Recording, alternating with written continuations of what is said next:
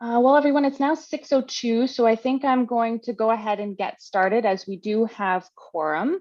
As this is the first meeting of this year for the Planning Committee, I will be starting it to run the election for chair. For doing that, just to provide information to those who may be watching at home as to who is currently present. So we do have the full committee except for Councillor Osanek at this time. From members of staff, we do have Tim Park, Director of Planning Services, Sukriti Agarwal, Manager Planning Policy, Mike Slaggy, Planner, Niall Odie, Senior Planner, Blair Johnson is our meeting host for this evening, and I'm Elizabeth Fawcett, Committee Clerk for the Planning Committee. And we do currently have 36 members of the public present, and here is Councillor Osanek, ready to go. All right, so to begin this evening, prior to the public meeting, we're going to do the election of officers. So I'm going to ask for a nomination for the role of chair, and I see Councillor Neal. Yes, I'd like to nominate Councillor Kiley for chair. He has been acting as vice chair. So. Excellent, thank you. And Councillor Kiley, do you accept the nomination? I do. Excellent. Do we have a seconder? I see Councillor Osanek. Thank you. Is there any other nominations for the role of chair? Councillor Chappelle? Yes, I'd like to nominate Wayne Hill. He's been attending every one of these meetings and seems to know a lot about planning. All right. Thank you very much. Councillor? Thank you, Councillor Chappelle, but I defer to Councillor Kiley. Okay. Excellent, thank you. Are there any other nominations for the role of chair? Okay, seeing none, I will close nominations and call the vote. All those in favor for Councillor Neal as chair? And I see that that passes. Thank you very much. I'm sorry, did you say Councillor Neal? I think it. Yeah. Oh my goodness. Thank you very much, Councillor Neal. Yes, you've done great. I thought I was about to be. My vote is final. My vote is final. We will recall that vote for absolute clarity. All those in favor for Councillor Kiley as chair of the Planning Committee, please. Thank you very much. That is a unanimous vote. And Mr. Chair, congratulations. Would you like to run the nominations for vice chair? Sure, thank you, Madam Clerk. I would be happy to do that. So we will open up nominations for vice chair. Do I have any nominations from the floor?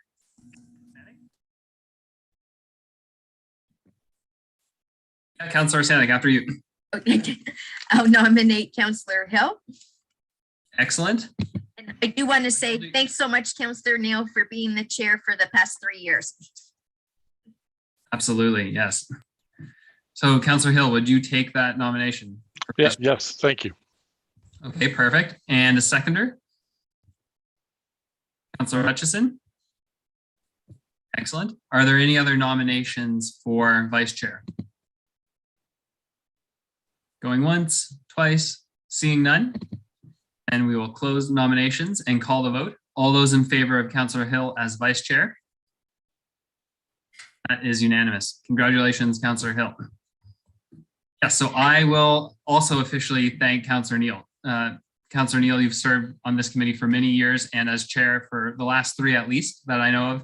A very able example and a good example for me to follow. So thank you for all you've done to keep us in line, especially when times were tight. So our appreciation to you. Alrighty then, so we're going to start off with a public meeting tonight before we get into the official business. And as we start public meetings, we like to read what's called a notice of collection. So for those of you that are following along at home, this is in your agenda package. I will read it out, and it essentially outlines how we follow a process to make decisions, particularly highlighting that at public meetings, there are not decisions that are made. It's committee's opportunity to hear from those of you who are joining us, and we're glad that you are members of the public. So notice of collection. Personal information collected as a result of this public meeting and process is collected under the authority of the Planning Act and will be used to assist in making a decision on this matter. All names, addresses, opinions, and comments may be collected and may form part of the minutes, which will be available to the public. Questions regarding this collection should be forwarded to the Director of Planning Services, who's with us here tonight, as we've heard, Mr. Park. The purpose of the public meeting is to present planning applications in a public forum to give the public an opportunity to make representations in respect of the proposal as required by the Planning Act. Following presentations by the applicant, in this case, it will be the city, the meeting will be open to the public for comments and questions. Persons speaking at the meeting are requested to give their name and address for recording in the minutes. Additionally, interested members of the public can email the committee clerk, Ms. Fawcett, who we heard from earlier, or the assigned planner if they wish to be notified regarding a particular application. No decisions are made at public meetings concerning applications. There's an exception to this for another time, which is called a combined report, but we're not dealing with that tonight. But again, no decisions are made tonight. Public meeting reports are provided, as you may have in front of you, to inform the public of all relevant information. And after the meeting tonight, staff will be considering the comments made by the public in their further review of the applications. When this review is complete, a comprehensive report will be prepared, making a recommendation for action to this committee. The recommendation is typically approve with conditions or to deny the application. The committee makes a recommendation on the applications to City Council, who has the final say on those applications. Following a council decision, notice will be circulated in accordance with the Planning Act.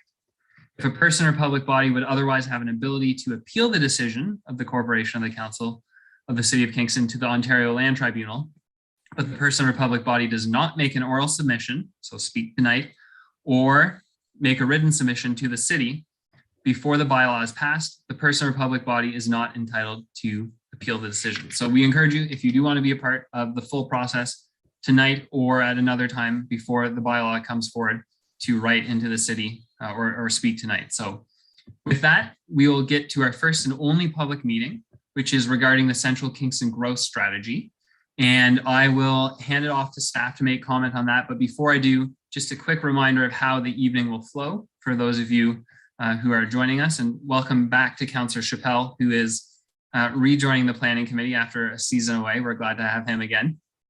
So staff will introduce the application and give the appropriate notices as per the provincial statutes. Then the applicant will give a presentation to committee and public.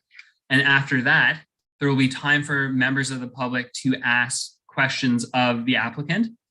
Then after the public is done, the applicant will respond accordingly based on those questions.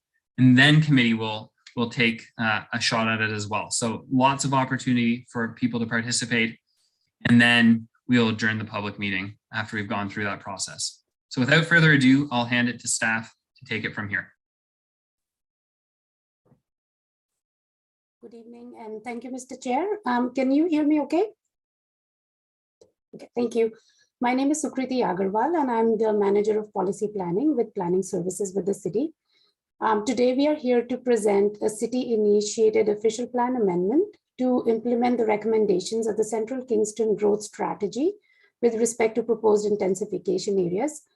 This study was initiated at the end of 2017 in response to Council's consideration of an interim control bylaw in the near campus areas.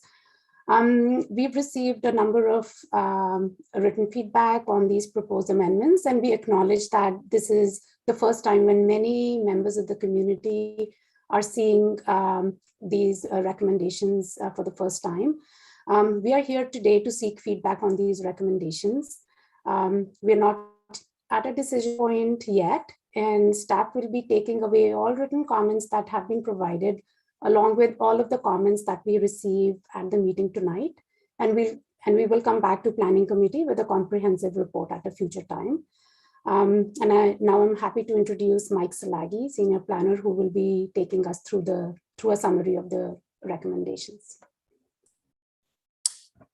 Good evening, Mr. Chair, members of the committee, members of the public. I'll just wait for the presentation. Thank you. So as Sukriti mentioned, my name is Mike Salagi. I'm a planner with the City of Kingston's Planning Department, here to present the official plan amendment D09005-2021, presenting the Central Kingston Growth Strategy intensification policies. This is a public meeting, as mentioned, and in accordance with the Planning Act, a notice of statutory public meeting was provided by advertisement in the Kingston Whig Standard more than 20 days in advance of the public meeting. A courtesy notice was also placed in the Whig Standard on November 23rd, 2021. In addition, notices were sent by mail to all property owners within 120 meters of the proposed intensification areas. An email notification was also sent to all individuals who had expressed interest in the Central Kingston Growth Strategy and had provided their contact information. Next slide, please. The purpose of the proposed amendment is to implement the policy recommendations of the Central Kingston Growth Strategy with respect to the proposed intensification areas. Next slide, please. Tonight's proposal is following the recommendations of the CKGS study, where council directed staff to initiate a study reviewing the residential areas of Central Kingston and how to best accommodate infill development, and in part to determine the most appropriate areas for intensification in order to accommodate between 2,000 and 4,000 new units over a 20+ year period. Conversely, in so doing, the intent was also to direct those more intensive forms of development away from the areas less suited and able to accommodate such development, such as the inner areas of stable neighborhoods. As a result, 3 areas were identified for intensification. Next slide, please. Before beginning to describe the intensification areas, it's important to understand the criteria that was developed in guiding the selection of the intensification areas through the study.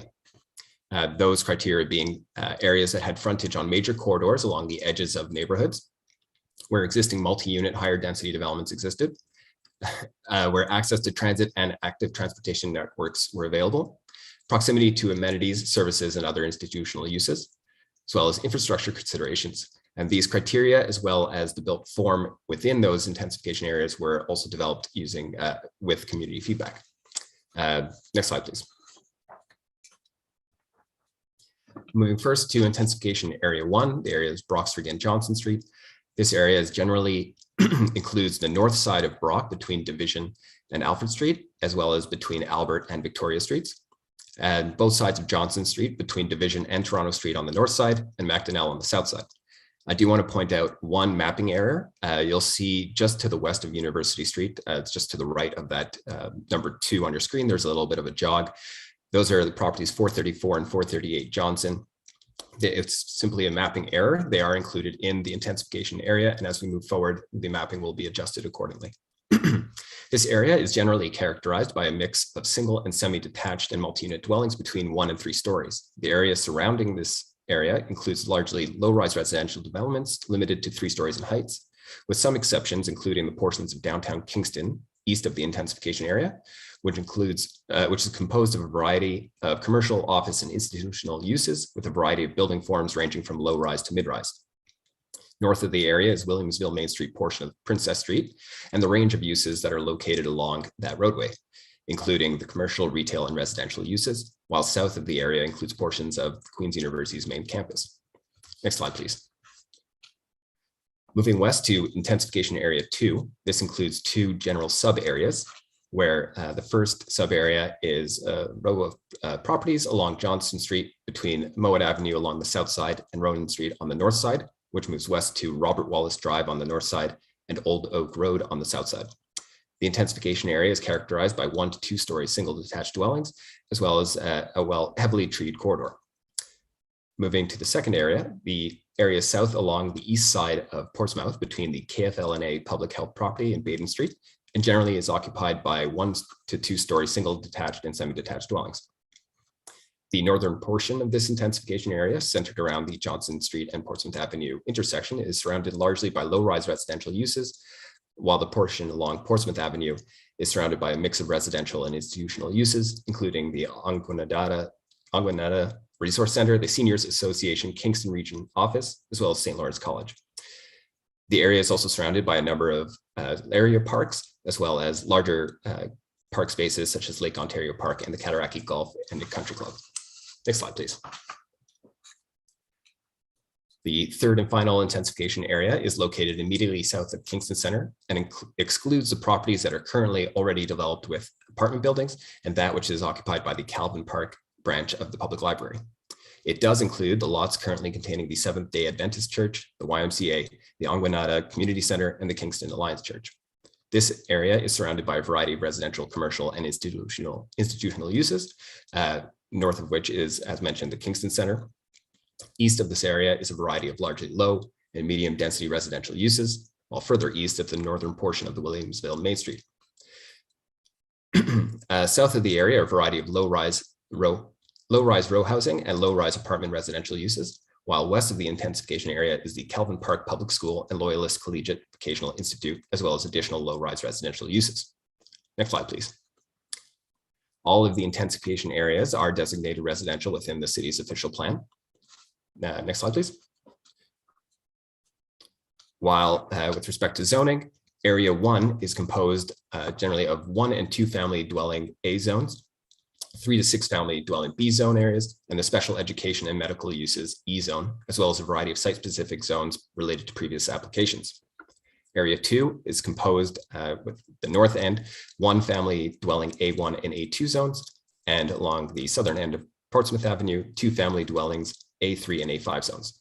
In Area 3, the area is composed of multiple family dwelling B1 zones, as well as site-specific zones related to previous applications. Next slide, please. Moving now to the proposed policies. These first apply to all intensification areas, and beginning with the principles for development within these intensification areas, those being to encourage higher densities in appropriate strategic locations, encourage compatible forms of development and appropriate transition to adjacent existing residential uses, to encourage high quality architecture, provide a sustainable framework for future development, ensure that future development and the provision of municipal services occurs in an efficient manner, and to encourage development that supports transit and active transportation. Next slide, please. Furthermore, to the general intensification area policies, the predominant land uses within these areas will be medium to high density residential uses, as well as some neighborhood commercial within Area 1. The development will need to adhere to Section 2.7 and the criteria for compatibility, as well as be sensitive to the physical character of adjacent neighborhoods. An urban design study may be requested with any proposal within the intensification areas. Sustainable building practices are encouraged and expected, including such items as such approaches as green roof designs, wood frame construction, which can typically occur with 6-story or less in building height, solar orientation, weather protection through building design, and other such features. Building design is to be articulated and broken up to add interest and diminish the impact of the developments. Within areas 1 and 2, lot consolidation will be required before more intensive uses can be developed. Next slide, please. With regards to parking, for these intensification areas, parking is encouraged to be underground or located within the rear or interior side yards, and to be accessed preferably from side streets and rear lanes. The policies also encourage the use of parkettes as part of the parkland dedication. Throughout all of the intensification areas, a holding symbol will be applied for all development related to the satisfactory submission of transportation studies and the servicing capacity issues. As well, any development within the intensification areas will be subject to site plan control. Next slide, please. Moving on to the area-specific policies. First, to the Johnson and Brock Street area. The policies seek a maximum building height of 6 stories with step backs above the 4th story, where that step back is encouraged to be used for amenity space. Setbacks and required vegetative buffers and visual screening will be regulated by the zoning bylaw. New development is encouraged to be accessed via rear lanes to reduce the number of entrances onto Johnson and Brock Street. As well, for mixed-use buildings, ground floor treatment is to be highly transparent and maintain a strong visual connection between interior and exterior spaces. Separate exterior entrances are to be established for residential and commercial uses. Finally, ground floor commercial uses are encouraged to provide at-grade patios, street furniture, and other landscaping features to contribute to the pedestrian streetscape. Next slide, please. Here is a conceptual model showing the envisioned mass of development along the Johnson and Brock Street corridor. You can see the setbacks from both Johnson Street and the exterior and interior yards, as well as the heights permitting up to 6 stories and the step back above the 4th story. Next slide, please. Here's showing the required building separation from the rear lot line and including the required landscape buffer. Next slide, please. And here is a view looking west along Johnson Street with a view at the 4-story street wall to establish a pedestrian scaled relationship with the street. Next slide, please. Moving now to the Johnson and Portsmouth Avenue intensification area, the policies call for a maximum building height of 4 stories. Again, setbacks and required buffers and visual screenings to be regulated by the bylaw.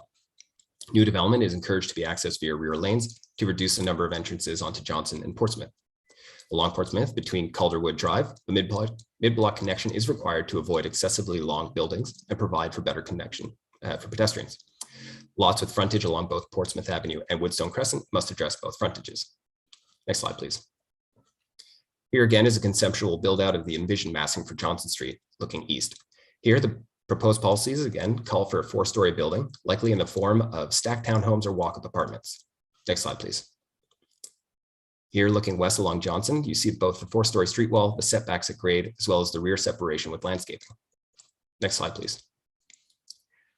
Again, this view now is showing the relationship between the proposed massing and the dwellings to the north. This view is actually just a little bit west of Portsmouth, backing onto the Right Crescent area. Next slide, please. These next 2 slides are to help illustrate the form of development envisioned in this area, with developments that have been built in the last few years within the central area of Kingston. There will be some differences in the specifics, but really the intent here is to show both what high density development looks like in this multi-unit form and how it can respond to community character despite the more intensive form. First, looking at 637 Johnson Street, which is located between Toronto and Mcdonald, a 3.5-story, 10.5 meter development composed of 3 separate buildings containing 28 units and an overall density of 113 dwelling units per net hectare. This development also includes underground parking, as well as the retention of a mature tree, which I will note was also the only, I believe was the only mature tree located along the roadway in this area, and of course included new plantings as well. Next slide, please. 9 Portsmouth Avenue, this is the intersection of Portsmouth and King Street, also a more recent development, 3.5 stories and 12 meters in height, containing 12 units and an overall density of 100 dwelling units per net hectare. Parking was located on an interior lot. Unfortunately, the trees in this area were not able to be retained, in large part owing to the fact that the public right-of-way here is very limited and extends only to about a foot beyond the sidewalk in the photograph. Next slide, please. Finally, this location at 1 Max Street, fronting onto Victoria Park, includes a 4-story multi-unit development measuring 11.7 meters in height to the top of the roof, includes 23 units and an overall density of 103 dwelling units per net hectare. Again, they were able to retain a mature tree in this area, as well as planting 2 new trees along Max Street. Next slide, please. This view is, here's looking, just connecting my thought. Moving south along Portsmouth, again, a similar built form where walk-up apartments are envisioned up to 4 stories in height. Next slide, please. And again, showing the relationship and the proposed massing with the existing neighborhood to the east with increased setbacks and required landscape buffers. Next slide, please.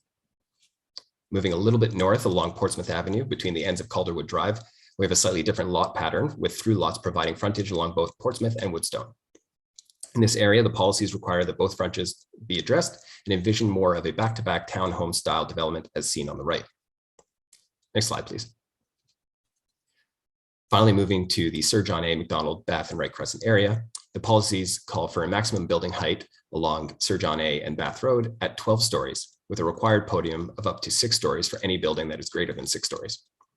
The tower portion would then be limited to 790 square meters in size and must be separated from another tower by 25 meters as measured by the 2 closest points, as well as providing a 12.5 meter separation to the adjacent property lines, except in cases where a tall building already exists, as long as a minimum 25 meter separation can be established.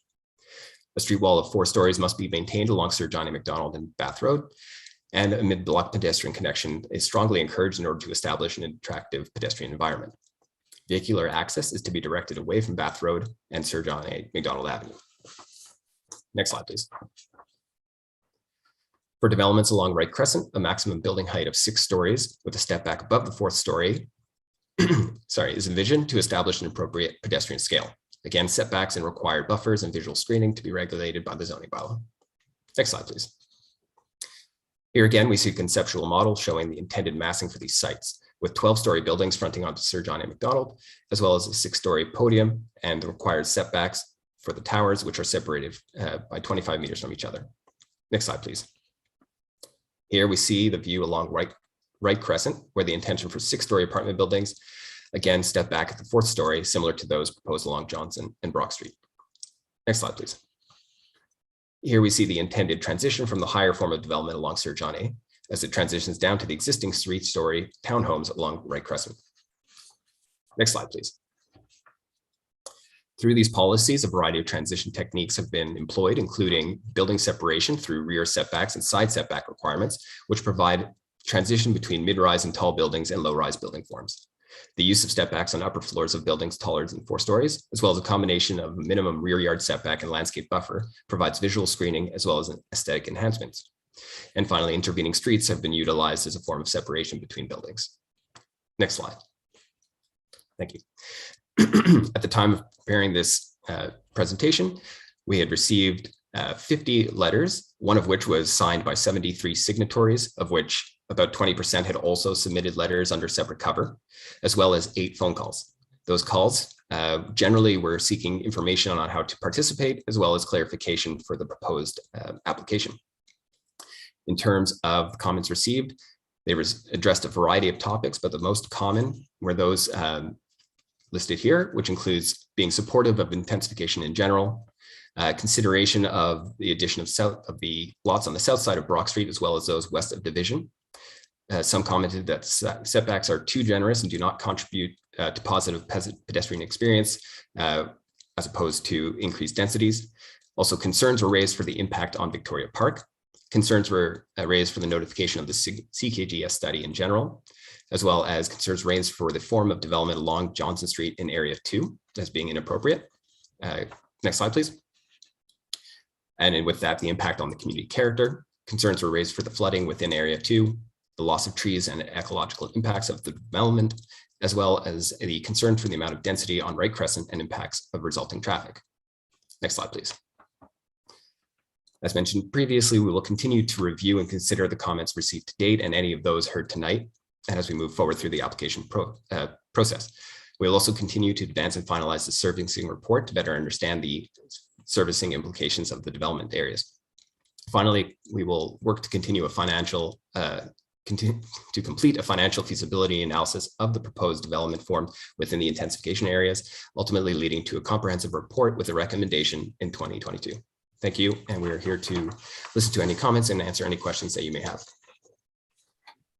Thank you very much. And so what we will do now is turn to members of the public. But before we do that, Madam Clerk, how many members of the public are lined up to speak?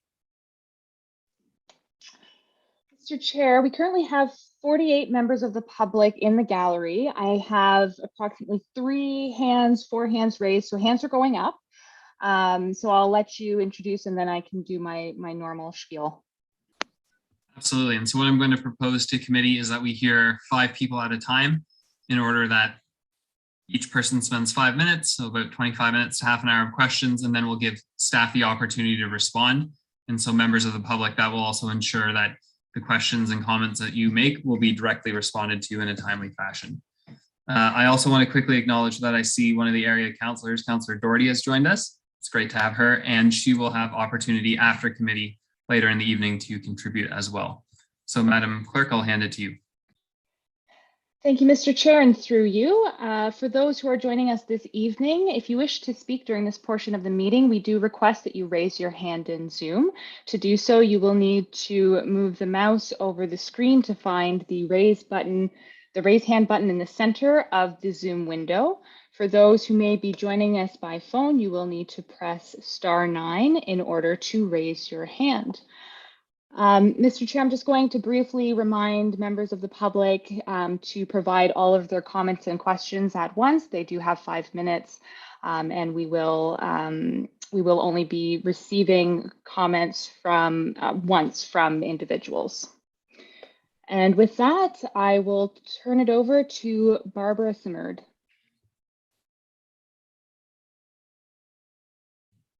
Hello, can you hear me? Very well. Okay, I'm here with my husband, Marcel. We live at Kingsland Townhome Condominiums. There are 80 townhomes in our complex, and they're all owner occupied or rented. It's a very friendly neighborhood community, and we have some concerns. One of them that has been noted is traffic. Right Crescent, as you know, is a crescent running off Palace Road. It's almost impossible now to pull up to the corner of Right Crescent and Palace Road and turn either left or right. There's a considerable amount of traffic on Palace Road. There is also an ambulance that is frequently on Palace Road. There's also a fire station, and there's a lot of fire trucks going down Palace Road. So there is a real congested traffic area there, and it's almost impossible now to pull up to the corner and turn without waiting for one or two cars in front of you. So the option of having all traffic diverted through Right Crescent is just not reasonable. And we will have another suggestion, which is if you're looking at access, is to use the traffic light at the Y for entry and exit into the complex. Right now, that set of lights, you can enter the Y from Bath Road or exit from Bath Road. So there's already a set of lights there. So that would help, but it certainly is too much traffic. The other concern is the green space. The parkettes are really not suitable for children. And I'm hoping that this is going to be a family type neighborhood. And parkettes are not suitable for playgrounds, and there's not enough green space. We really think that there should be more green space and a playground for children. The other thing that we're very concerned about is the Kingsland Townhome community is owner occupied, and the units are contribute a lot to the tax base to Kingston. We're very disappointed that we did not receive enough notification, and we've spent the first hour of this meeting listening to a presentation which I think could have been provided prior to the meeting to read, and where we would have more discussion about issues that are of concern to us. So I hope that this is not the last public meeting. I don't think that it should be. In these COVID times, we need as much conversation and dialogue as possible. And I would hope that the council would consider having more input and engagement from the public. We only found out about this in November. We did not receive any mail at our address telling us about this. We heard it third hand from other people. And I know that people say, well, it's in the paper, or you should be paying attention to this or that. Well, our lives are very complicated. All lives are very complicated these days. So we need to recognize that right up front, and we need to make sure that there is enough public engagement. Regarding traffic, we're already being, there's two buildings being built right now on Right Crescent. The address is number 7, and now they're digging up for number 11. And all that traffic is going to be off Right Crescent unless they exit and enter off Palace Road going towards Park Street. So somebody's got to look at these items. Thank you. Particularly the ambulance and the fire trucks. They're going down the street all the time. Thank you very much. And before you go, I didn't catch your full address. I recognize you. It's 115 Right Crescent. That's the Kingsland Townhomes. There's 80 of them. And our address is unit number 61. I'd like to point out that these townhomes are not apartment buildings. That wasn't very clear in some of the presentation materials. These townhomes sell for between $410,000 on the inside and $500,000 each on the outside. So if you do the math, there's a lot of investment here, a lot of money, and a lot of tax revenue. Thank you very much. Madam Chair, the next person. Mr. Chair, next to speak is Lindsay Griffith.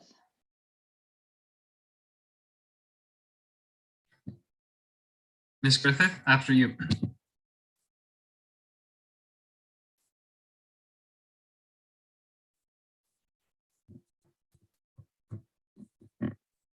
Perhaps we could go to the third in line and then come back in a moment. Ms. Griffith. Sorry, I didn't mean to raise my hand. No problem. Madam Clerk. Mr. Chair, next to speak is Sheila Yan.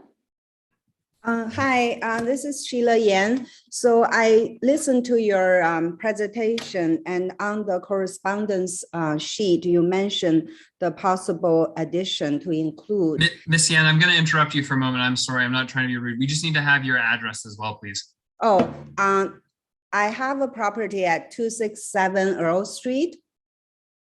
It's an investment property for to rent to university students. So when I hear your possible addition to include south of Johnson and west of Division, I'm just 2 streets down. So I just want to hear from you to elaborate on that. Is it possible to include the whole area because it's right by the university, and to allow a higher density and to allow more student housing? I think it's very important. What we can do now is collect all your comments and questions. You have 5 minutes like everyone else. And then after 5 people have expressed themselves, then staff will respond directly. So if you have more you'd like to add, this is your opportunity. Okay, I just want to say that it's a good idea to include the whole area because it's right by the university. A lot of students like to live close by campus. And if you allow for higher density and higher story, like 6 stories, it'll be very helpful. That's it. Thank you very much. Mr. Chair, next to speak is Ann Bonifero. Good evening. I live on Right Crescent, 115 Right Crescent, and I'm in Unit 13, which is directly across the street from the Seventh-day Adventist Church, where the proposals are to take place. The kinds of buildings that you've shown and that I'm familiar with throughout city are very attractive when they are 2 and 3 stories high. What is proposed directly across the street from me is 2 6-story buildings and 2 12-story buildings. I think that's beyond high density and it's into overcrowding. It really reduces any kind of green space. As was already mentioned, there are 2 buildings currently under construction on Right Crescent, and all 4 of the buildings that I was speaking about would be accessed directly across the street from me. So this does influence me. If the heights can be higher because the buildings are on Sir John A. Mcdonald or on Bath Road, then access should be from those streets and not added to a small residential street. The third thing is that we haven't mentioned the Kinsman senior homes. They are 1 story tall, and they will be completely dwarfed already by the buildings that are being built now, but by the ones that are proposed. So to use your own language about being less suited, I think this particular area is less suited for that intensity. Yes, have higher density buildings. The townhouses I'm in are higher density, but that is too much. Thank you very much. Thank you. Mr. Chair, next is Stephanie Stone. Good evening. My name is Stephanie Stone, and I live at 521 Brock Street, which is in the Johnson and Brock Street proposed intensification area. One comment I'd make, I looked for my address in the list of affected properties in the report to Planning Committee, and it's not there, which I assume is an oversight, so it should be added. My concern is, while I support infill housing and intensification, theoretically in this area, which is so close to the university and is so and in which there are so many students already, the people who are going to live in these intensified areas are going to be more students, which is fine, except that we all know that there are problems with student behavior. And I wonder how the city intends to reconcile that with the intensified housing. So poor student behavior and loud noise are already problems, and they're only going to intensify when there are more students in the area. So that's my concern. And as a result of that, while I've lived in my house for a long time, it would not necessarily be conducive to me staying as a property owner. And that leads to, potentially more rental housing to more students. So I don't see that as necessarily a good pattern. That's all. Thank you, Ms. Stone. And Madam Clerk will have one more, I believe, and then we'll take time for staff to respond to these comments and questions. Thank you, Mr. Chair. Next is Lauren Carmichael. Hi, can people hear me? Good, thank you. I live at 374 Albert Street, which is one house up from Brock Street on facing Victoria Park. And I have one concern with the, this is a very simply a detail, I think, but it's important. There is a consultant's report that shows a map of the area between Albert and I believe Victoria on the north side of Brock Street. There is also a map in the City of Kingston report, which let me just see if I know what it is, PC 22001, which has a list of addresses of affected properties. And there are discrepancies here. I would like to know whether the most recent map is official or the most recent list of addresses is official. It's a simple question. The list of addresses seems to correspond more directly with the consultant's report that I read as well. So that's it. In particular, there's a property at 376 Albert Street, which is my neighbor to the north, who is on the map but is not on the list of addresses. Thank you, Mr. Carmichael. So with that, I will ask one of our planning staff to begin to address what we've heard today. Yes, thank you through you, Mr. Chair. Obviously, the comments heard will be accepted and reviewed. I will give a once over of the questions received, and then if any of my colleagues want to follow up, that would be great. So just speaking generally to first area 3 with the impacts of traffic. As we noted earlier, there will be a holding system applied to, or holding symbol applied to all developments within this area, in part related to having traffic studies submitted and which is accepted by the city. So that is something that we are aware of, but it is something that each individual application will have to address with their development. With respect to access to Sir John A. and Bath Road, generally speaking, our engineering department does not direct us to have access points along those traffic arteries, and so it's an existing condition where most, if not all, traffic is directed to Right Crescent.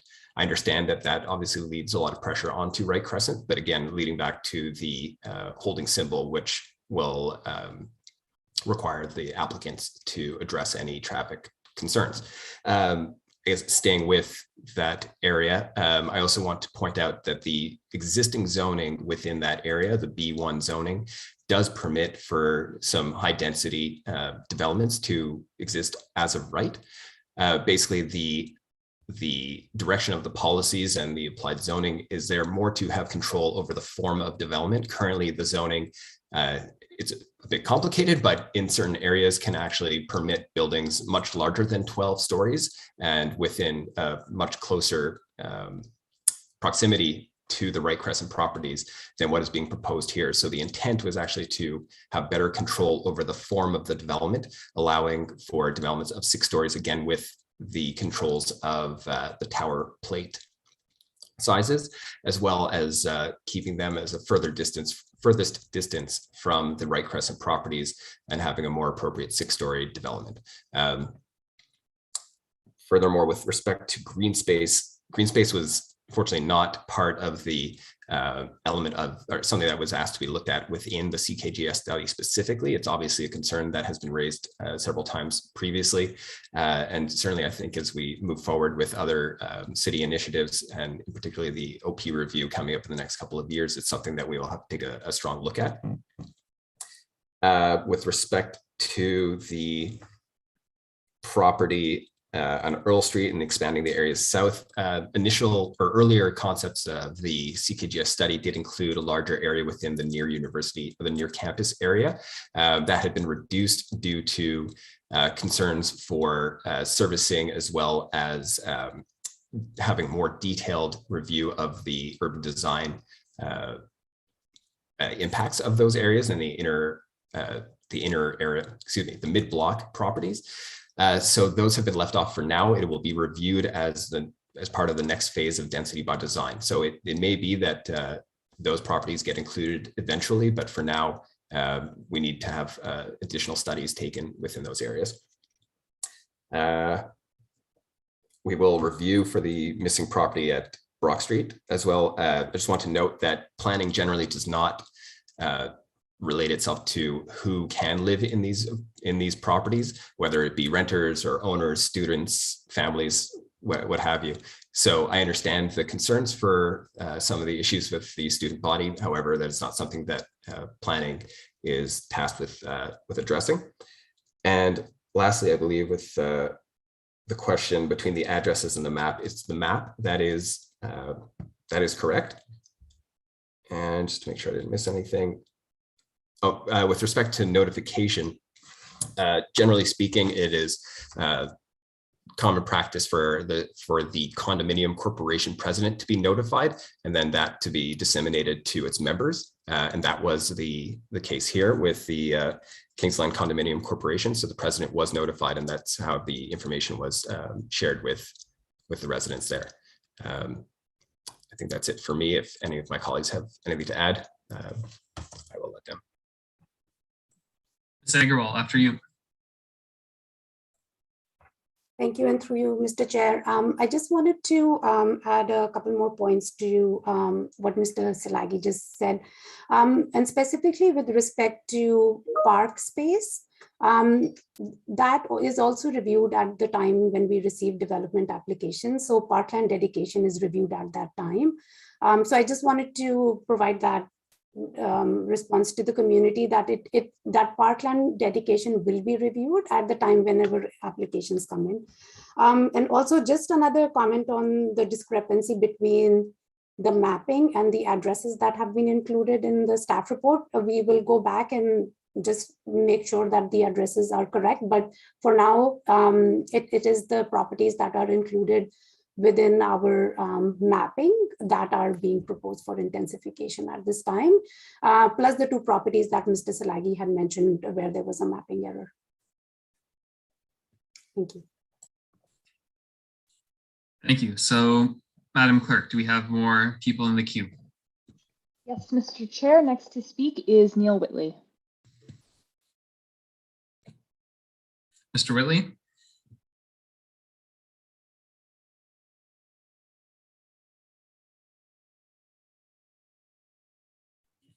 In case you're speaking, we can't hear you or see you, so perhaps try again.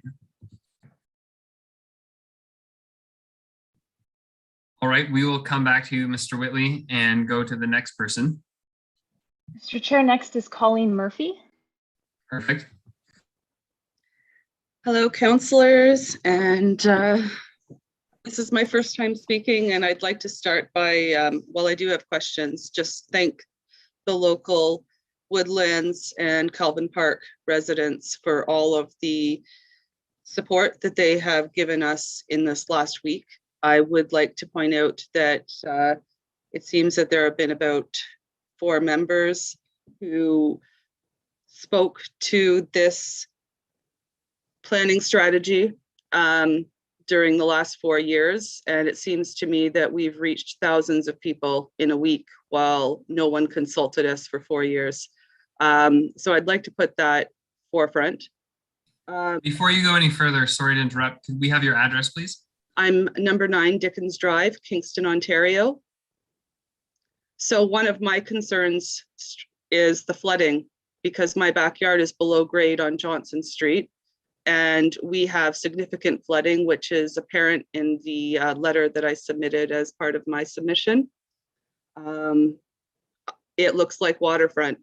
And I'd like to say that I bought this property because of the mature trees and the beautiful green space that we have as a community. And to see that sacrificed, and there's no amount of enhancement, visual enhancement, that could replace this in any of these building designs. I hear from people, I see people walk every day down down this street and all through this neighborhood. And this is what people need for their mental health during this COVID crisis.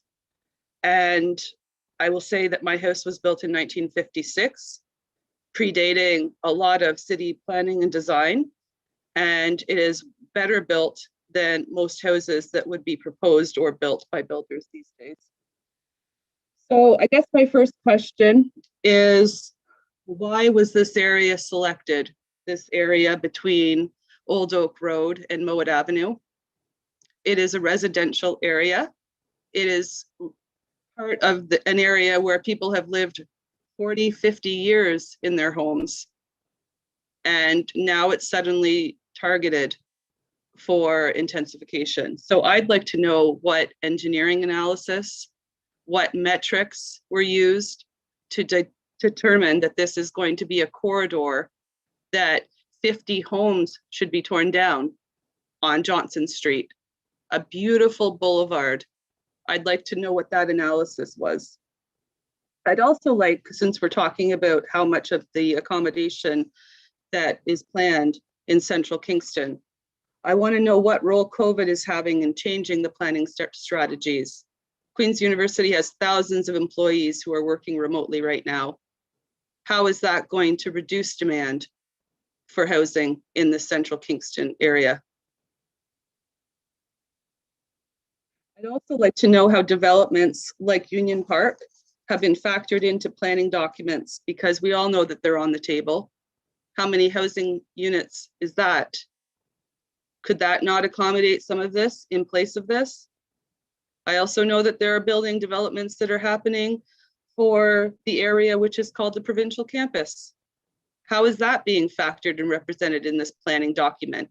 This planning document supposedly sees out 20 years. How is that factored in?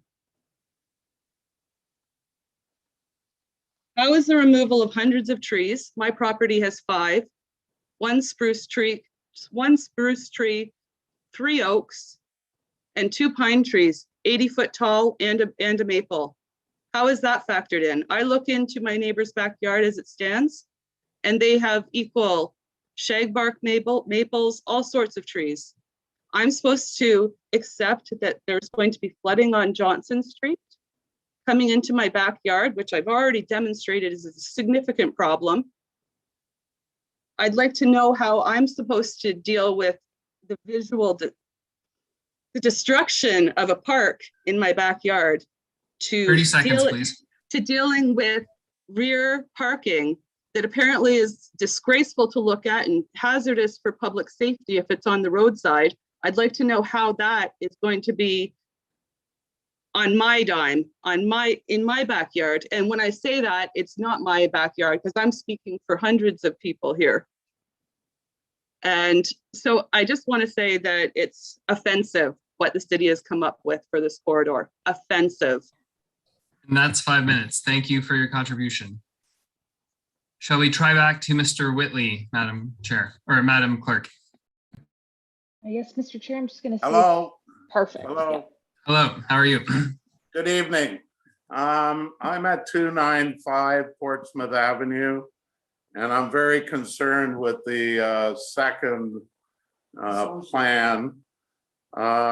If you saw my property, you would see the properties between Roden and Portsmouth on the north side. You're proposing to put in 4-story apartment buildings. My lot runs back 2.5 of my neighbor's lots. So I could potentially be overlooked by 3 apartment buildings. I bought this house 30 years ago as a single family dwelling in a neighborhood that was designed for that. I don't know why, we're having this intensification when you look at Upper Princess Street and they're adding or have added thousands of units. Okay, where is the demand?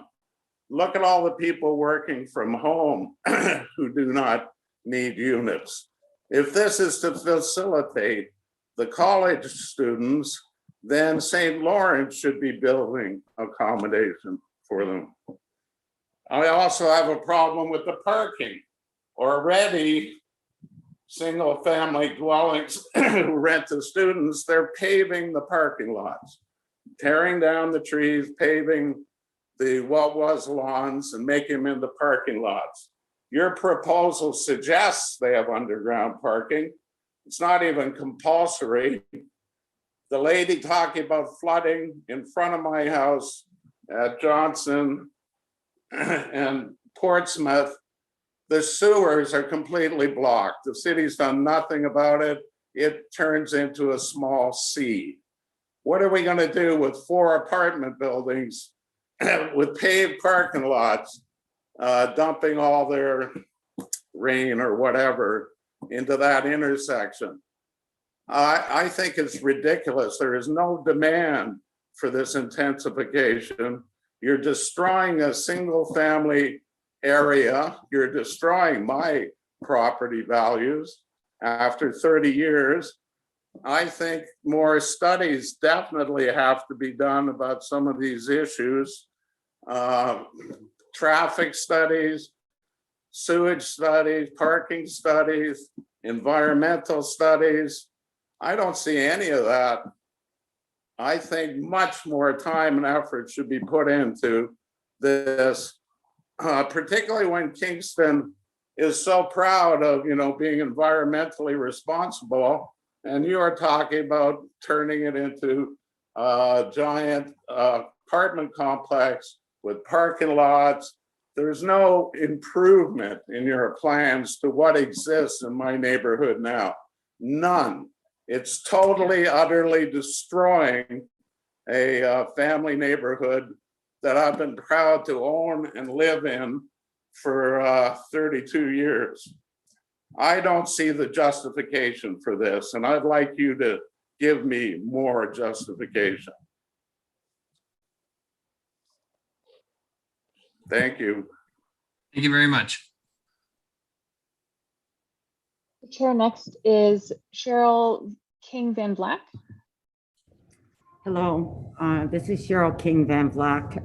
I may be a bit muted because I'm wearing a mask. I'm in Toronto and my guest room internet went out, so I'm down in the public lobby on the hotel public system. So excuse me if I sound muted.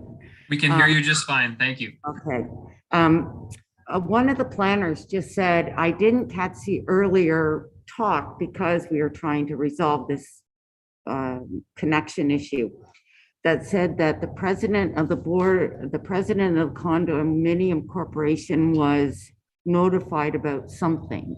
I'm the president of the corporation. I don't remember being notified about anything. So what was I notified about? So Ms. Van Vlack, you might have missed because of the connection issue, but we don't go back and forth between residents and staff at this juncture, but you can ask any question you want related to land use planning or make any comment. And then in about 10 minutes, we'll have staff reply to all those questions and comments. So if you have additional. No, but I don't know if I missed some information. If they said the president of the corporation got information that they were to disseminate to people. What I'm asking is, what was that information? I'm saying we'll happily clear that up, but we. Okay. The other thing I want to say is that the areas that are currently identified for intensification, all ingress and egress off of Right Crescent, the areas all identified for intensification on Right Crescent currently have existing buildings, 2 being churches, 1 the Crescent School and the YMCA. So my question is, do you just boot them out to do your developments? And the other thing is, Right Crescent is 0.6 kilometers long, period. There's already trouble with parking on the street, and with the 2 new developments that are on the south side of the Kingsland townhouse complex, we've got a 4-story and a 6-story building going up. That there have been concerns about the traffic, and until those are done, we won't know how significantly we are affected by that. And yet it looks like on Right Crescent beside the Kinsman places, they can put a 6-story on Right Crescent, but in behind abutting Sir John A, they can put another 12-story behind there. All of that comes out onto a 0.6 kilometer crescent. And I just can't see how that is all going to work. And it just doesn't make sense to put all of that ingress and egress. You know, in the report, we knew nothing about this until someone from Williamsville sent a notification to one of our residents. And they said, do you guys know about what's going on Right Crescent? And it's very misleading to say the corner of Bath Road and Sir John A for intensification when you're going to have no ingress or egress off of either of those streets. It should have been named Right Crescent, period, because that's where the ingress and egress is. And so people, when they're looking at titles to identify what might be affecting them, unless you read deeper in an over 300-page report, you might have missed that. So that was very misleading. It needs to be retitled Right Crescent, not the corner of Sir John A and Bath, because the planner just said there's no ingress or egress off of those major arteries. Anything that's built there is coming off Right Crescent. And so, first of all, we're not waiting to see the current problems with parking and traffic on the new developments that are going on. And now, and the question is also, are you just going to kick people off the land that you're planning to develop in? Because there's no empty land there. It's all occupied. Thank you. Before you go quickly, Ms. King Van Vleck, we didn't catch your address. So if you could say that again, that'd be appreciated. I'm Unit 73, 115 Right Crescent, and I'm the president of the board of directors for Frontenac Condominium Corporation number 6. Perfect. And we hope you can stay around for the responses to your queries. Madam Clerk, who's next? Mr. Chair, next is Brian Coe.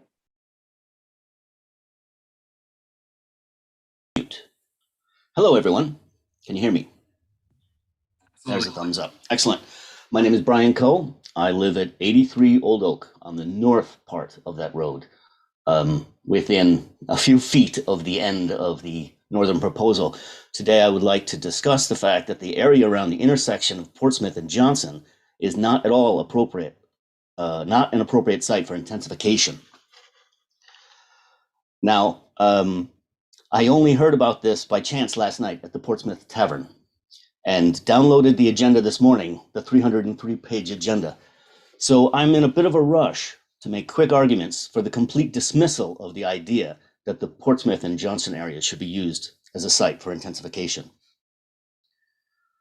For example, the intensification and criteria and rationale, table 2-3, states 5 different criteria with rationale.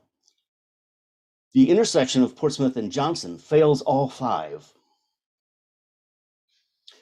Frontage on major corridors along the edges of neighborhoods. This is not the edge of a neighborhood. It's smack dab in the middle of the, also, it's not really a corridor, as the the west portion is in a section where there is signage for coming of neighborhoods and speed humps.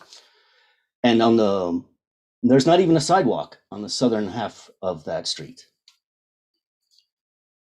The next one, existing multi-unit and higher density development. No, that does not exist in that area. The next one, access to transit and active transportation networks.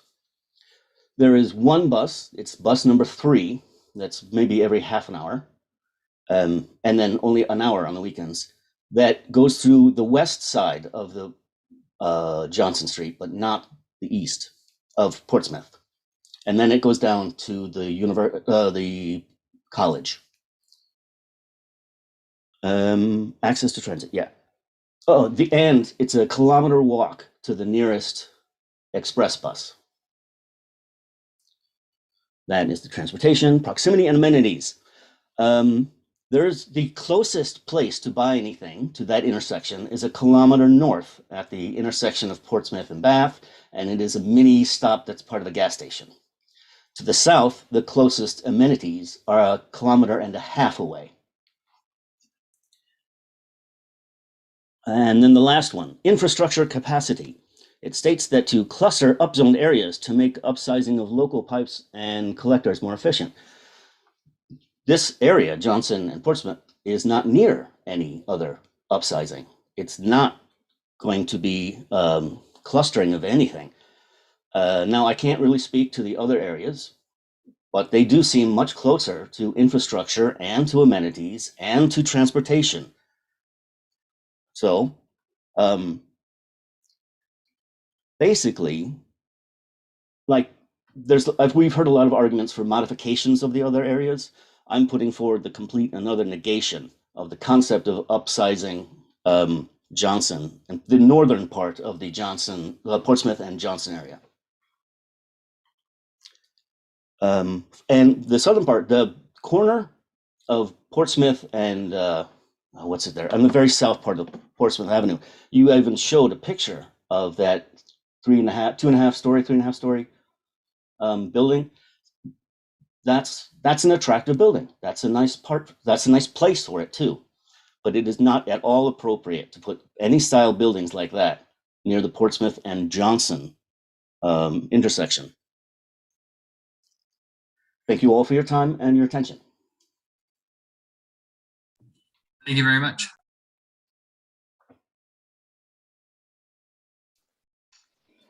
Mr. Chair, I don't currently have any other hands up at this time. Perhaps I could do a final call before turning to staff. If there are any other members of the public who wish to speak, if you please raise your hand in Zoom so that we may call on you. Mr. Chair, I do have another hand, Donna Hamilton. Hello, my name's Donna Hamilton and I live at 11 Byron Crescent. I'm in Calvin Park and I'm a spit away from Johnson and I use Johnson Street constantly. I worked for 28 years at Queen's University. I was in the tech department trying to show professors how they could use a computer to teach their courses. And I watched the COVID come and all of a sudden everybody's using the computer. Now, when I was teaching at Queen's, teaching faculty, there were plans for keeping first year students anyway to about 10 or 11,000. And I see the city building houses all over the place, apartment buildings, which is great. The students need more space, but you guys are talking about 2,000 to 4,000 new units. I've lived here for 40 years. This is a great place to live. It has place, it has trees. You can breathe and walk in the park. What you're proposing on Johnson Street is nuts. Absolutely crazy. I don't understand the density. With all the houses, with all the apartments that are going up all over the city that are close to Queens, there's stuff for St. Lawrence. I don't understand the need for this many. It just seems like it's over density, it's overkill. Especially when we don't know what the effect of COVID is going to be. We probably won't see half of these students. They're going to be doing it from home, which won't be here. And if you're talking about trying to get retired folks, such as myself, a place to live, because they're coming from Toronto not so they could be jammed into another place in an apartment building they can't afford. That's what they're leaving. What are you doing to Kingston? Kingston's a great place to live. They're coming here because they like it the way it is now. Please don't kill Kingston. That's where this is headed. Please think about it. Please. We don't need this. It's being overdone. Way overdone. Leave the trees. Remember, we want green, not gray. We want green. I guess that's all I've got to say. Thank you. And so that's 5 people. We'll hand it back to Mr. Zaleji or Ms. Agarwal. And then after that, see if there's anyone else who'd like to speak from the public. Yes, thank you, Mr. Chair. Again, I'll give a go at answering these questions. There was obviously a lot of questions, so if I miss any, I apologize, and I expect some of my colleagues to also fill in. I think maybe I'll start with asking Elizabeth to put up slide 36.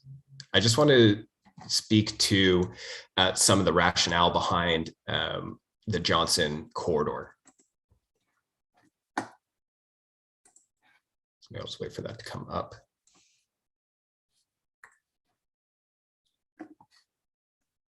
Thank you. So this is just a map showing the area, obviously Johnson, Portsmouth near the top end. And going back to the principles and the criteria that was used to establish or to select the various intensification areas. First, I would like to remind everyone, it was noted by some of the commenters, but again, this study was meant to have an outlook of 10, 15, 20 plus years. So certainly not necessarily in all these areas development to occur immediately. And some of that is by design and by having requirements for minimum lot areas and recognizing that lot consolidation would be required in order to have some of this development occur. But again, looking at the long-term outlook for an area like this, there were a lot of different considerations in the area that make it attractive for future intensification.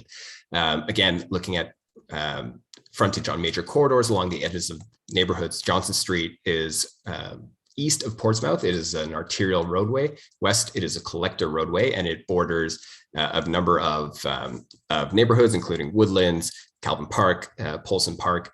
So it really does form a bit of an edge to these various neighborhoods. In terms of higher density development, there were, if you look just to the southwest again, of the intersection of Portsmouth and Johnson, there are some 6 and 7 story apartment buildings as well as townhome developments, which also triggered that higher density developments existing in the general area, which the consultants used as an indication of general demand for the area. Further east along Johnson Street, there are also some lower rise apartment buildings. In terms of access to transit and active transportation networks, again, I believe the resident did note, but there are some transit existing along Johnson as well as bike lanes. All of these things are elements that can be built upon over time. Again, looking at the long-term outlook of these developments. So then moving on to just general amenities and service anchors that would make this an attractive area for intensification, including, again, you can see just a high number of local parks, the Centennial Public School, obviously St. Lawrence College being 500 meters south of that intersection, as well as other institutional developments, all led us to, all fall into good planning practices when identifying future areas for intensification. And with that, the policies and various regulations that were established or recommended through the CKJS study were meant to address a lot of the concerns that were already raised, including the fact that we have recognized that servicing is certainly an issue in the area. That's one element that will will not allow short-term development of these areas. Again, we are concluding a more detailed servicing study of the area, but it's almost absolutely certain that there will need to be area upgrades in this area.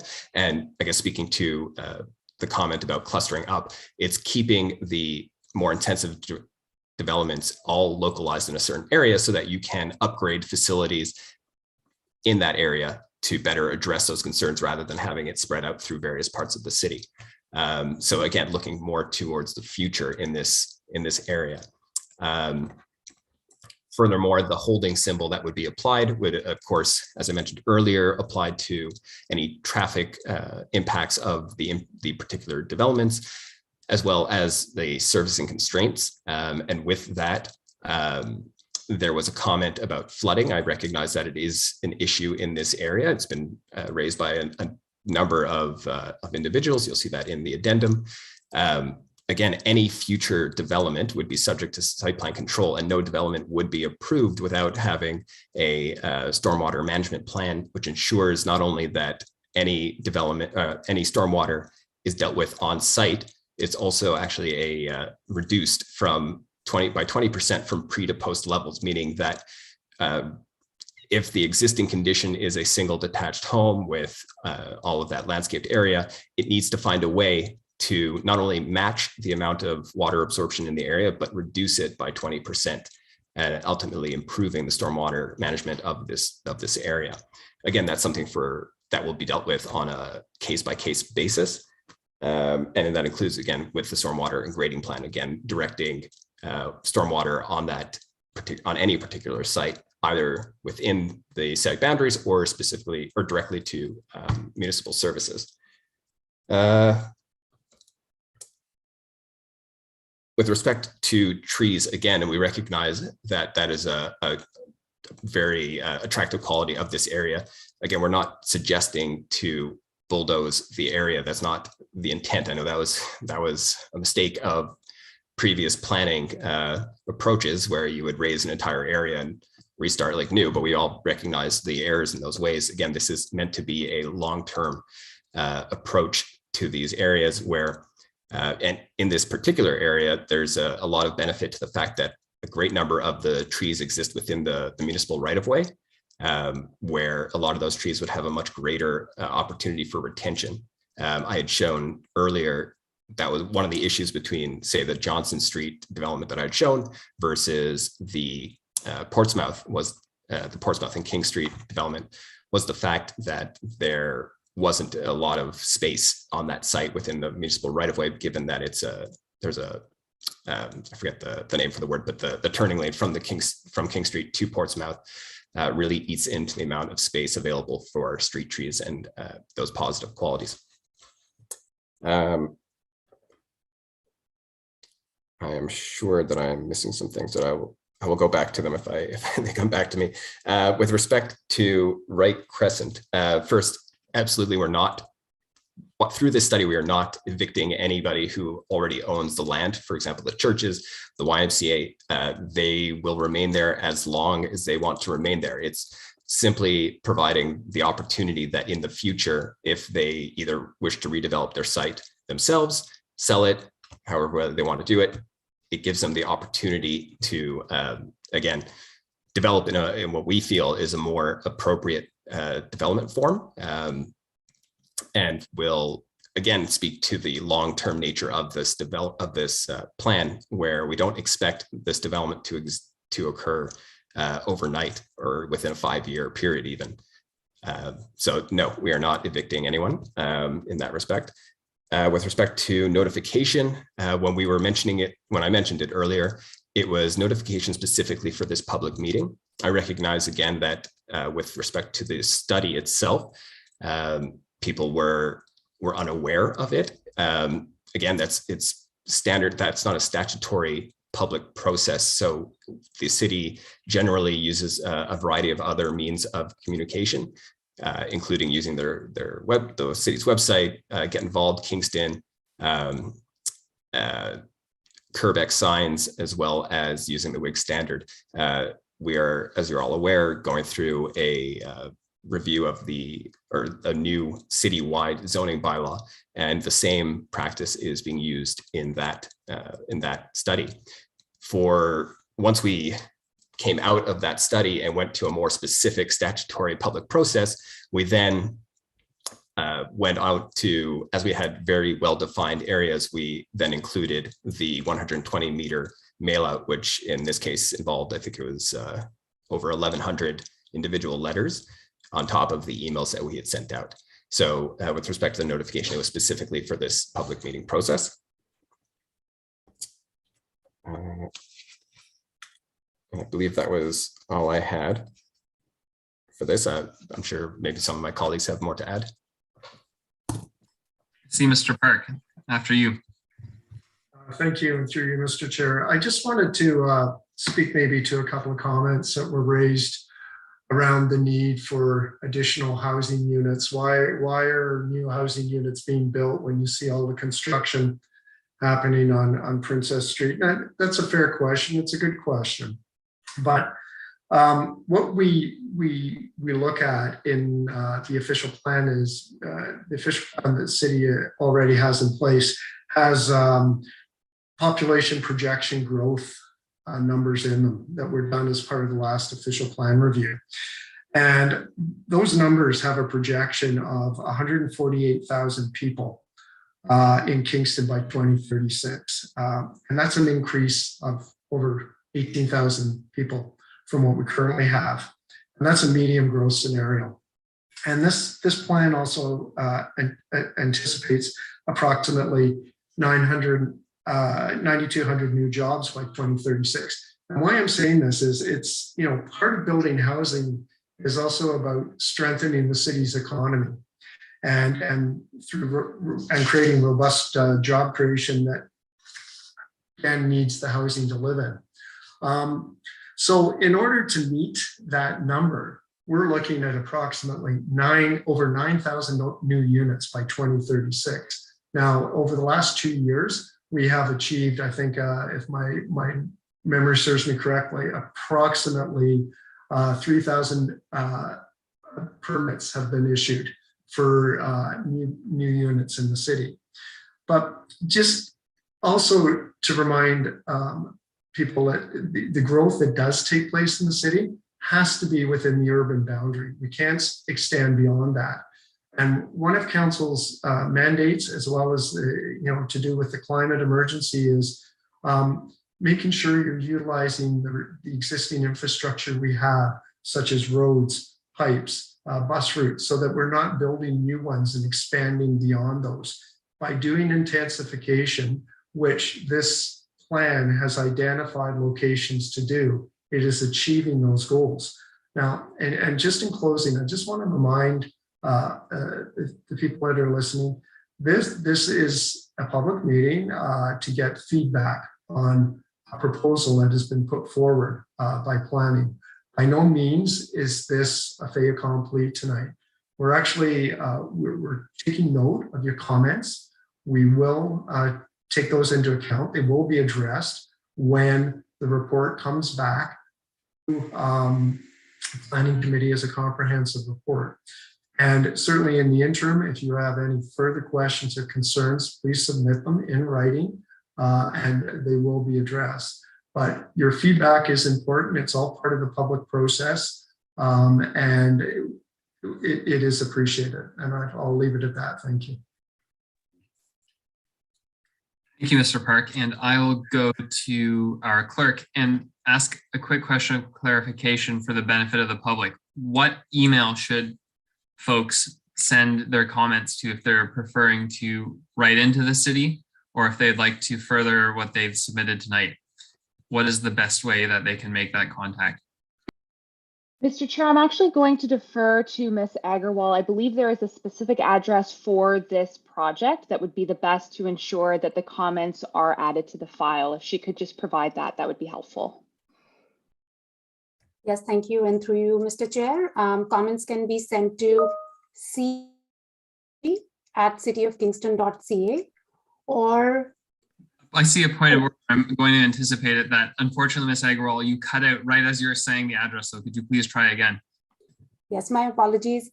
The email address is ckstrategy@cityofkingston.ca, or be sent to either my email address or Mike's email address.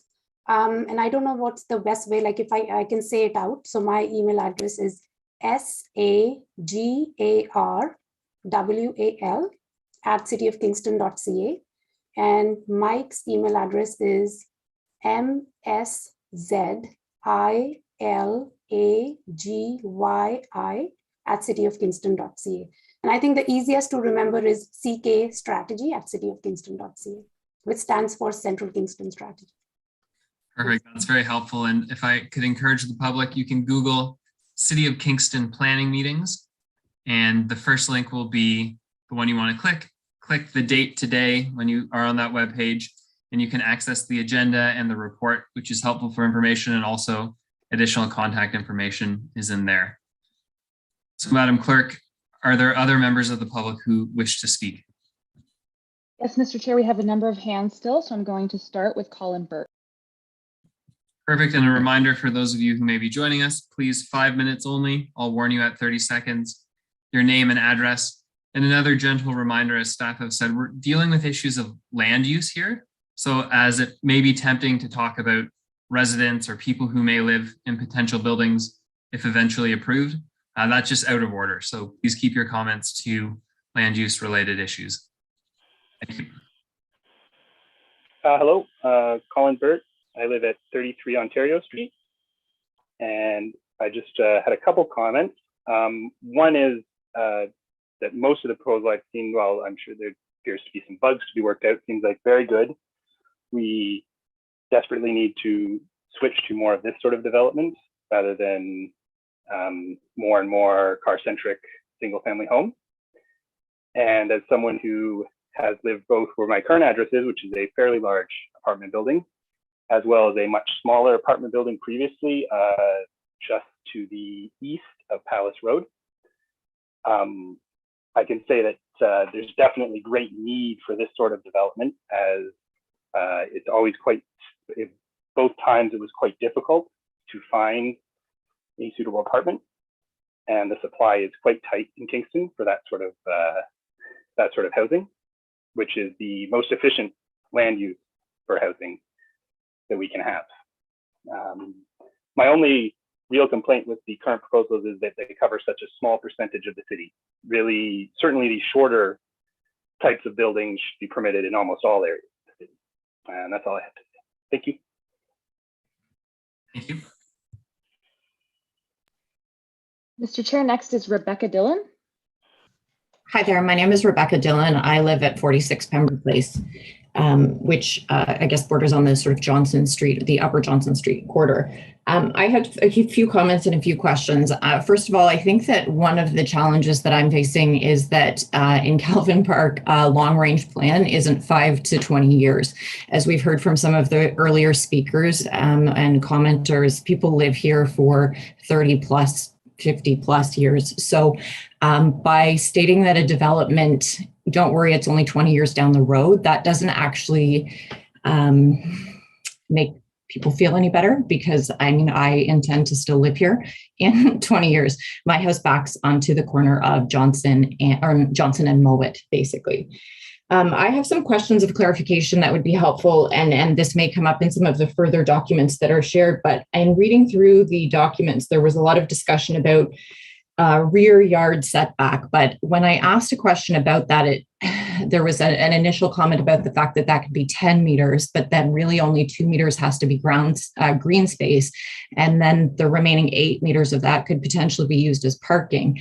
And then in the earlier presentation, there was also some discussion about having entrances off of side streets by using rear laneways. So I'd like some clarification and some maybe illustrations on what that would look like, because for example, those would end up, I guess, exiting onto Roden and potentially Portsmouth, as well as Dickens and Mowat in this area of development. And so again, we would see the same traffic issues that are talking about in other places.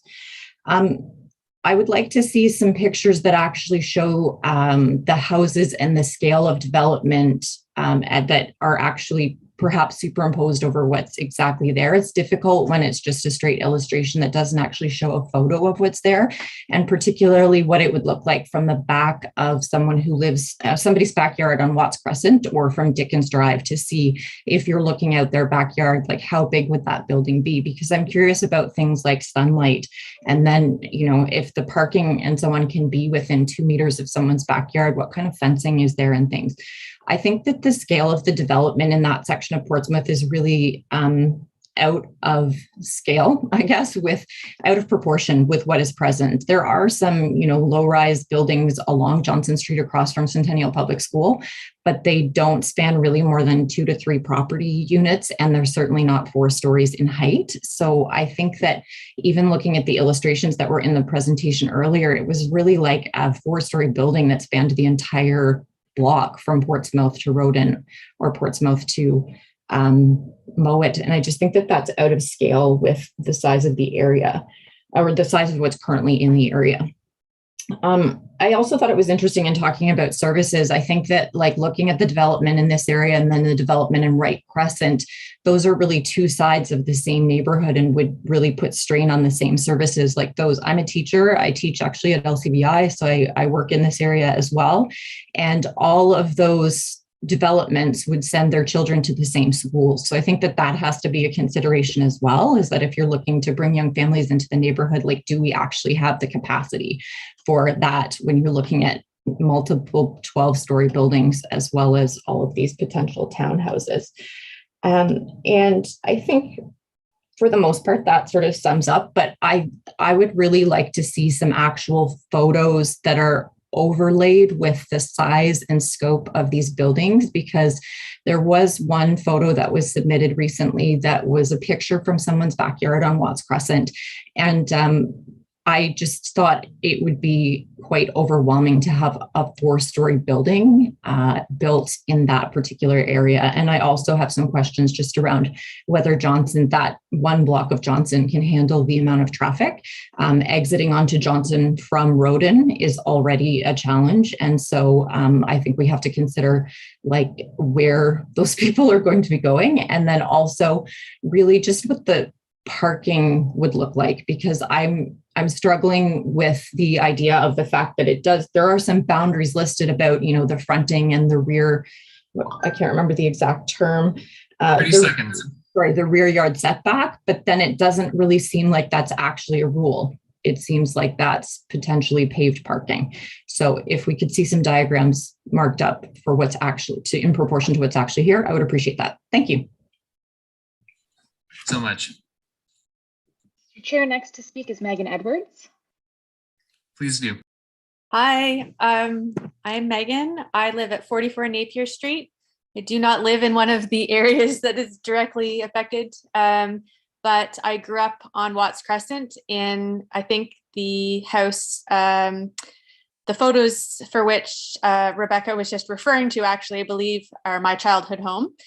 My parents still live there, and as do many neighbors who I have known for most of my life. And the impacts that these developments would have on this neighborhood, while it's a very small proportion of the city, would be very dramatic and very devastating to those residents, many of whom have either been there for 30 plus years or who are planning on making that their home, who are young families that are planning to be there for many, many years. My parents' yard, for example, is very shallow and very long, and a 4-story apartment building behind there, it's just impossible for there to be enough setback for that not to completely destroy their property, which also is home to a very, very old, beautiful 300-plus-year-old oak tree, which, among many other aspects of this neighborhood, really needs to be protected. In terms of questions, I mean, I would like to second what Rebecca just mentioned about having sort of a more realistic drawing of what this is going to look like for the neighbors on Watts, on Dickens, on the streets west of the intersection with Portsmouth and Johnson as well. because I think that we're not necessarily maybe realizing the full impact that this is going to have. My question more so is, what kind of timeline can we think that we're looking at? Can we be a little bit more specific at what this whole process is going to look like for this particular area in 2 years, in 5 years, in 10 years, in 20 years? I know we obviously don't have answers for that, but I think it would, it's something that, given most of these residents only found out about this 2 weeks ago and have kind of been in panic mode for that time, I think would really be comforting for them to have some idea of the timeline of how this is all going to play out.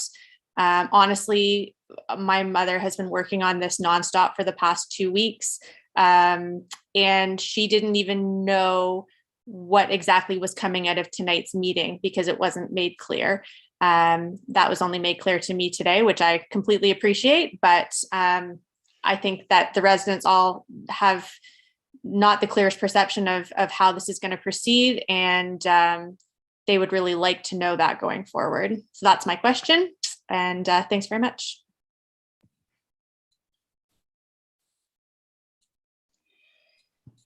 Mr. Chair, next to speak is Donald Mitchell. Perfect. Good evening. My name is Donald Mitchell, and I'm a resident of 43 Gibson Avenue. You can hear me okay? First, I want to give my appreciation and admiration to the former chair, Councillor Neal. Thank you. And to the members of the Planning Committee and city staff. I just wanted to speak to a few things. I want to acknowledge the public engagement process that already occurred in the work of city staff and the consultants. Not judging how successful it was or wasn't, how well we all participated or didn't, community associations, groups, little neighborhood collections of people. The bottom line is this has been a long process, a long ongoing process that's gone from everything from walking the neighborhoods to mapping the area to trying to pick locations that density would be appropriate or not. And I just wanted to acknowledge that as a lay member of the public.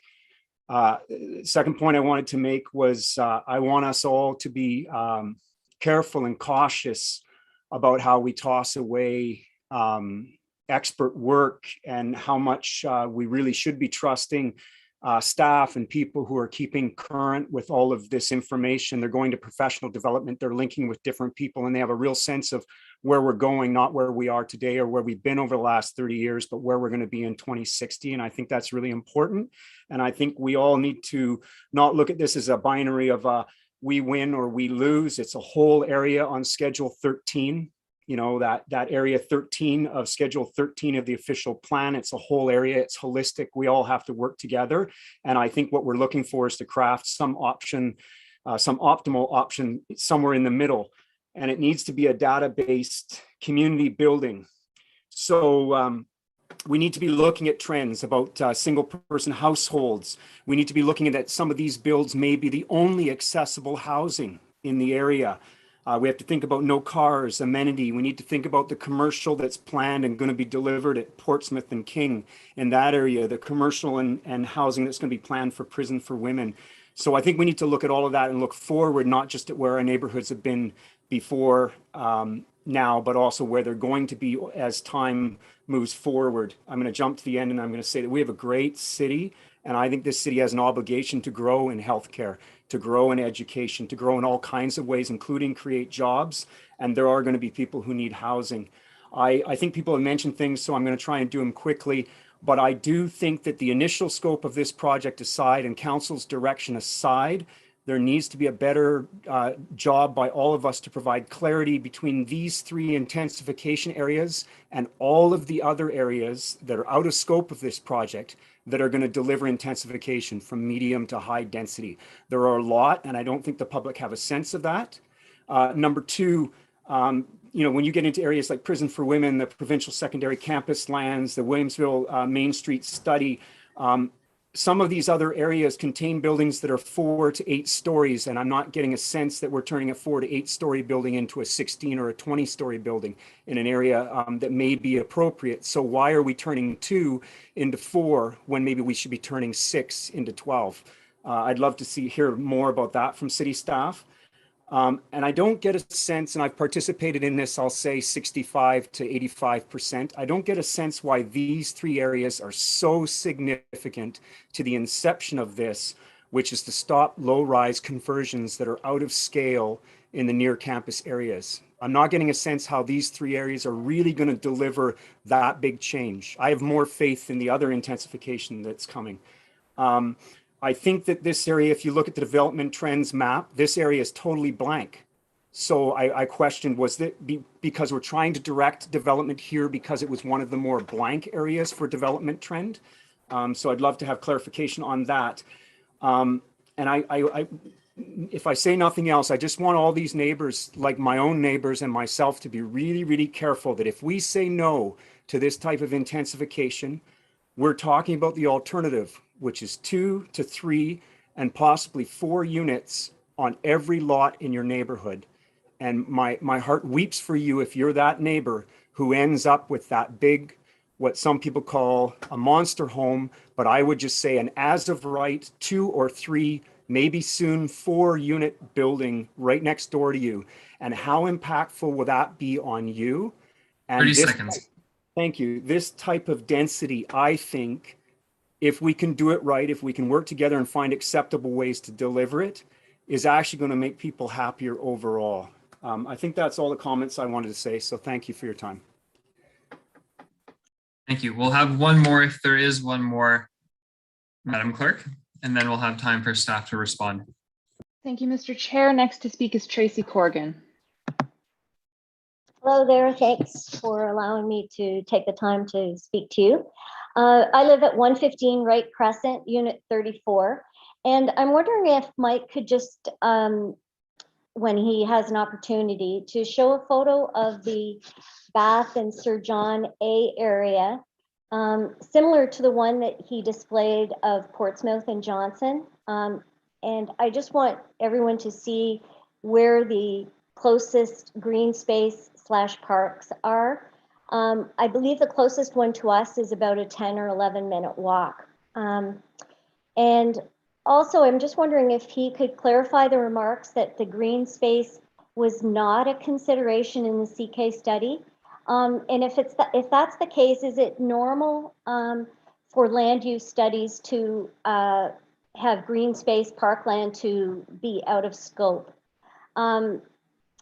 Lastly, we have a lane on our property that runs from Palace Road to Right Crescent, and it's for resident use, and a lot of non-residents use it as a shortcut right now to go from Palace Road to Right Crescent and vice versa.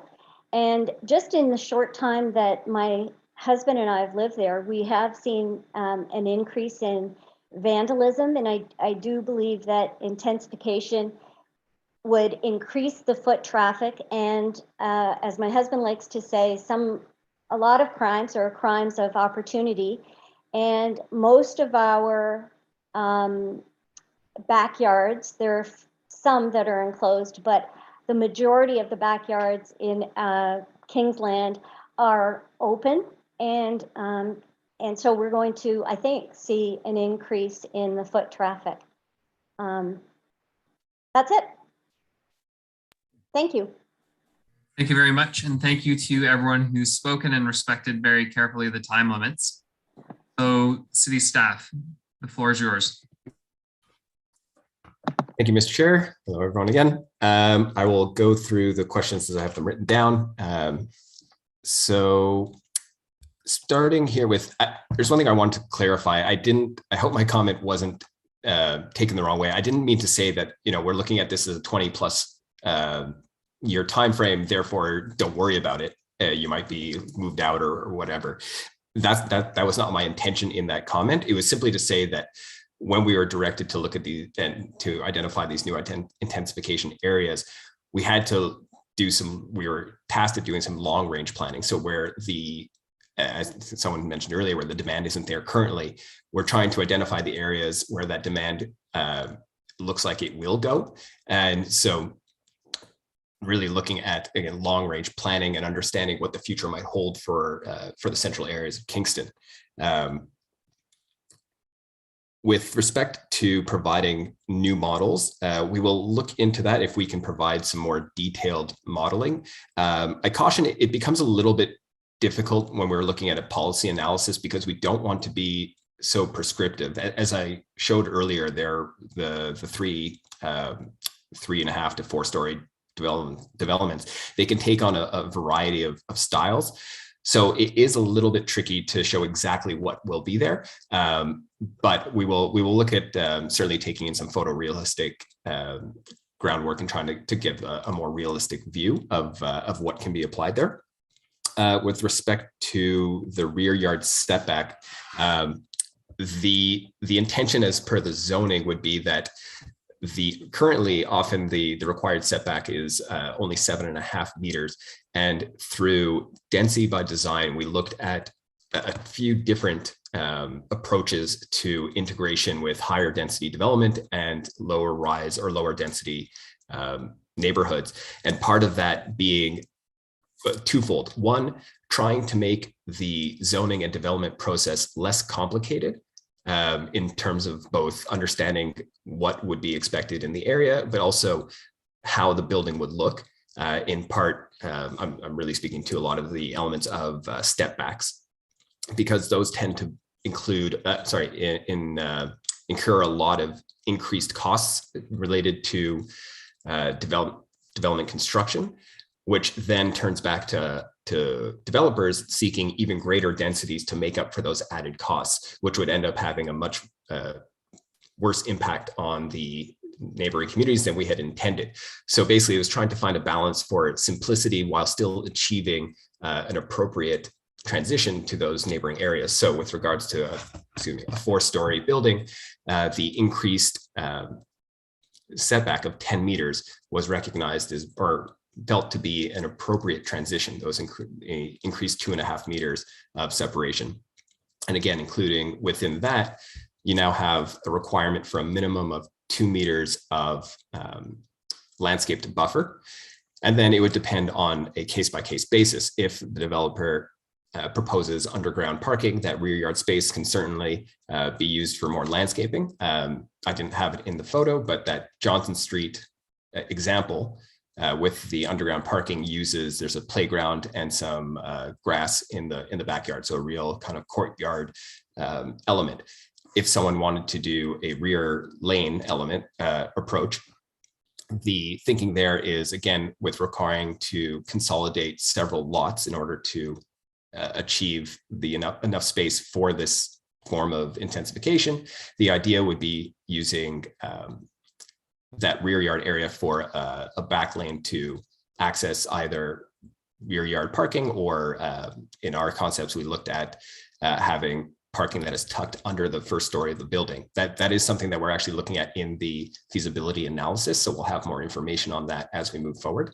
But generally, the exact approaches to parking in the rear yard would also be regulated by the zoning bylaw. With respect to public schools, all development applications include circulation to the major public school administrations in Kingston. So they're always aware of planning applications and new units coming online in their various areas. And they use that for their long range planning in order to understand whether they need to expand their facilities or build a new facility or what have you. So they are kept in the loop on development changes within the city of Kingston. With respect to more specific timelines, I think the one I will key in on that is our more detailed servicing study that we are working to complete now. That will give us a much better understanding of the timelines related to development within these various intensification areas. So we'll see what we can do to provide better timelines. Some of that will be very difficult to know for sure, because again, a lot of this will depend on the ability or the desire of the affected properties to sell their property, and then for someone to, again, consolidate enough properties to achieve the envisioned intensification. with looking to some of the questions of how does this intensification deal with, I think this was, how's the proposed intensification areas address all of the intensification concerns for the city? The answer is it doesn't. It was simply, this is one element of the intensification or the view to development within the city. Part of the CKGS study was also looking at the non-intensification areas and how to accommodate what was called more gentle intensification, turning single detached dwellings into semi-detached or 3-unit buildings in a format that is more appropriate to the surrounding neighbors. So this is going in tandem with the work that was being done in those low-rise stable areas, and that will come forward, I believe, at a future date. But right now we're just looking at the intensification areas, which is just one element of the approach to accommodating all of these new units. In terms of the park area, I unfortunately made a little bit of an error. I had meant to put in an aerial of the Right Crescent area, and I just noticed in my presentation here that I am missing that slide. But maybe if you could put it to slide 7, Elizabeth, that would be appreciated. It won't really give you a whole look at what the resident was speaking to, but I just really wanted to note that when we looked at the criteria again for identifying intensification areas, the view of amenities available obviously takes on a range, whether it's commercial services, institutional uses, transit, park areas, and those kinds of amenities. This one obviously benefits greatly from being across the street from the Kingston Center and the commercial elements there, and as well as the various the YMCA, the public library, all of these forms of amenities that would be advantageous to future residents. So I guess this aerial didn't really show what I was hoping to show, but either way, just to show that yes, we understand that park space is a concern, but there were other considerations taken into account when looking at the identification of these intensification areas. And I think that's it. Thank you. Thank you, Mr. Zaligi. While you're there, if you could just clarify one of your comments. You've mentioned a few times density by design. I'm not sure if everyone who's heard that would know what it is.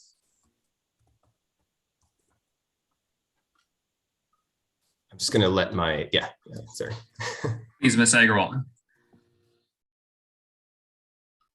Yes, through you, thank you, and through you, Mr. Chair. So density by design is a project through which we are looking at identifying appropriate areas for future intensification in the city.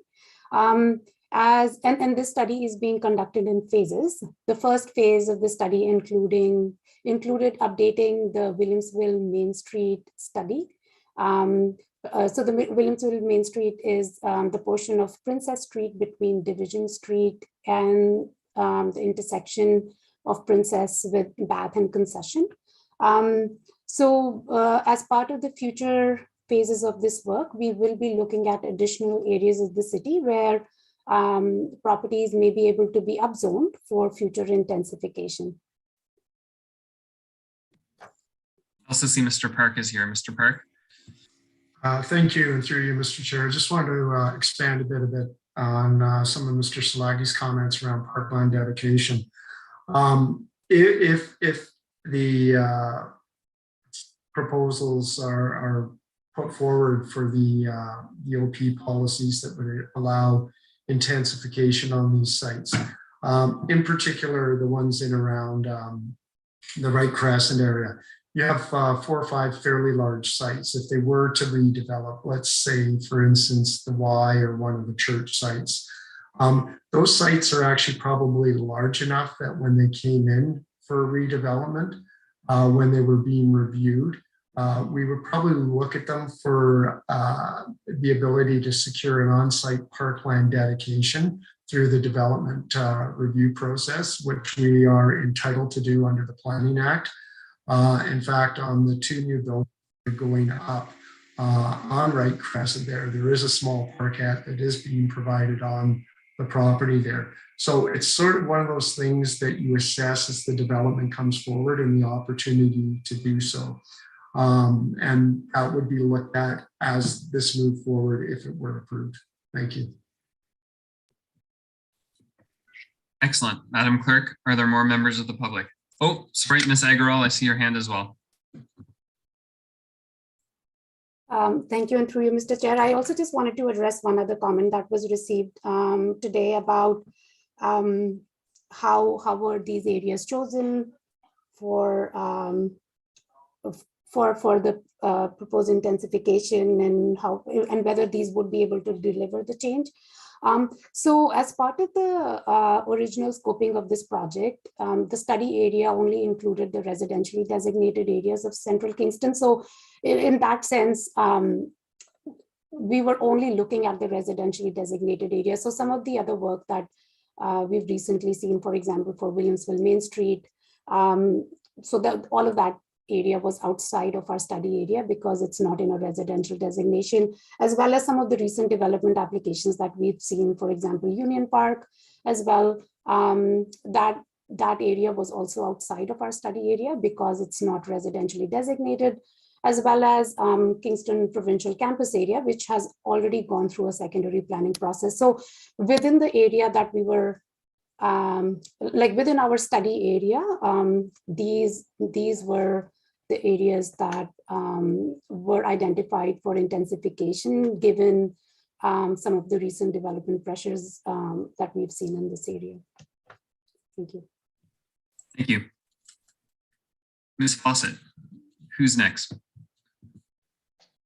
Mr. Chair, next to speak is Joan Bowie. Hi, Joan Bowie, 414 Albert Street. Thank you for all your hard work on this project. It's been a long haul, I know. But I have a question about how the plan will proceed in the Brock and Johnson Street corridors. Currently, there's a lot of infilling going on there, as alluded to by Don Mitchell. There's secondary suites, there's giant additions there, and so on and so forth. And currently, there's one that's being built very close to the proposed borders of the Johnson Street upzoning, if that's what you call it, where it would be intensified. So my question is, as these developments, individual infill developments go forward, how will this mesh with somebody trying to acquire a bunch of lots? Will you say you can't build within those, you can't put additions on within those Johnson and Brock Street corridors that are marked out on your maps? Otherwise, you're going to have people tearing down properties that are being built today. And I just don't understand how that will all come together, because right now there's a field day going on down. There's an awful lot of stuff being built. And so I just don't know if you would allow that to continue, or how, otherwise, how will the upzoning phased in? And about the number of beds, would anybody be able to provide the number of beds that have been built in the University District in the last 3 years or so? Thanks very much. Thank you.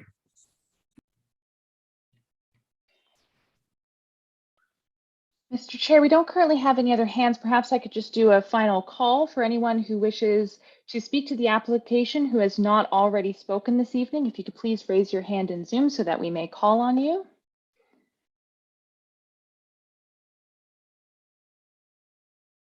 And Mr. Chair, we do have another hand, so I'm going to ask C. Haynes. Unmute. Hi there, can you hear me? Okay, perfect. Hi, I'm Christine Haynes.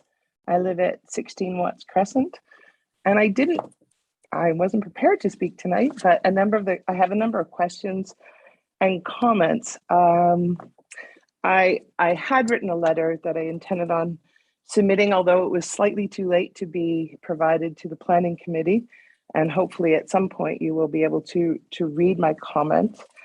I agree with a lot of the comments, especially Donald Mitchell, who identified that we all, I don't think most of my neighbors who live on the sort of Upper Johnson Street intensification area are against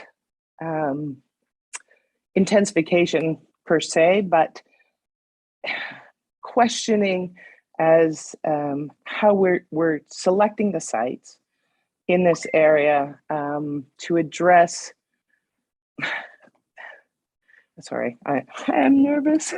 How we're choosing these sites that will on a long-term vision that will meet the objectives that we have in terms of our climate crisis, density by design, a number of the policies moving forwards. And while I appreciate the work that has gone into this project, I'm questioning if there is a long-term vision. Johnson Street in the proposed intensification area, it is not a main arterial road. As one of the other speakers noted, the area west of Portsmouth has been, until very recently, signed on either side. This is not a thoroughfare. It was never meant to be a thoroughfare. The city of Kingston ended at Portsmouth. As such, this area of Johnson Street between Portsmouth running towards Sir John A is a narrow 2-lane road and only has space to expand once you're getting closer to the Sir John A main arterial. As such, the properties that are proposed, there won't be space to widen the road to accept the increased traffic that will undoubtedly come. And even that, I think, goes against the vision to have a more active transport, a walkability of our neighborhoods and our communities. We seem to build in a way that attracts people to use cars rather than creating communities where all of the services, and I recognize that the study used the term service to mean anything that was an institution such as St. Lawrence College or the health unit, but those aren't the kind of amenities that people need in the neighborhoods where they're living densely. We need, the small corner shop where you can go and pick up, some proper food, not something that you're going to get at a corner shop. So to answer, there was one comment respectfully saying that a tree is attractive. It's not just attractive, it's part, especially the old growth in this area. These are, we know that older trees are greater at absorbing the carbon, but yet we, in this plan, are proposing to cut them down to make way for non-porous surfaces and large apartment buildings. I can tell you right now, without needing to do a feasibility analysis, underground parking in this area is impossible. This is very shallow soil on a large, thick Ordovician limestone. Recently, they changed the hydro poles, and it took them 4 days to dig 6 feet. So that okay, sorry. Sorry, it threw me off. I guess the other question I really have is, do we have the capacity as a community to have another session where we have input or question some of the items moving forwards? And I guess one of the things, sorry, is it time for me to turn off? One of the things, if the criteria for a hold isn't met, what happens? I guess that's one of my questions. Thank you. Thank you, and I'm apologizing for the abrupt interruption. No, it's okay.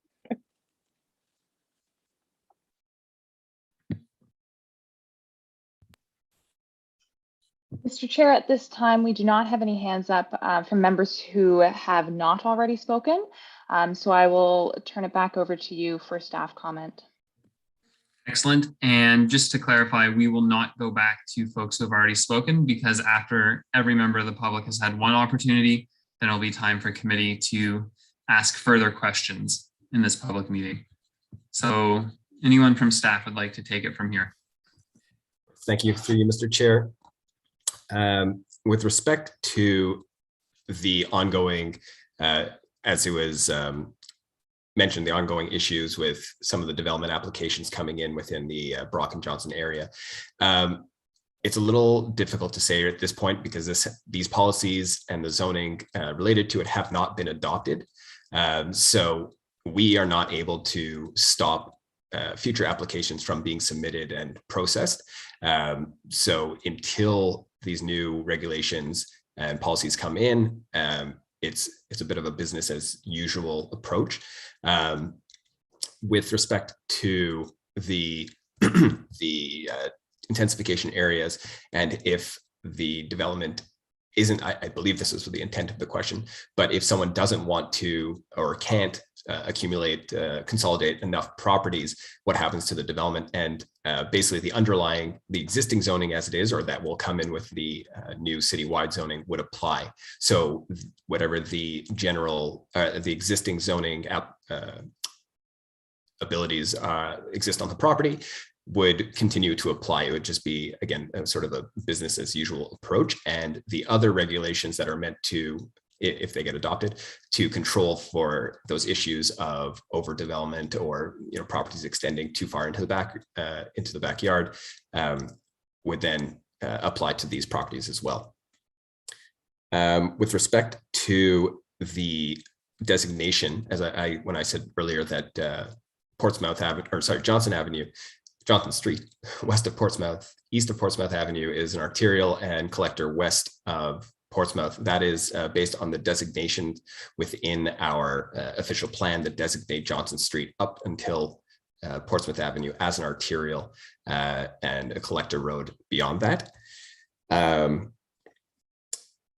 In terms, again, of just future development, and I don't want to underestimate the appreciation of the greenery or the trees in that area. I wasn't just meant to suggest that it's simply an aesthetic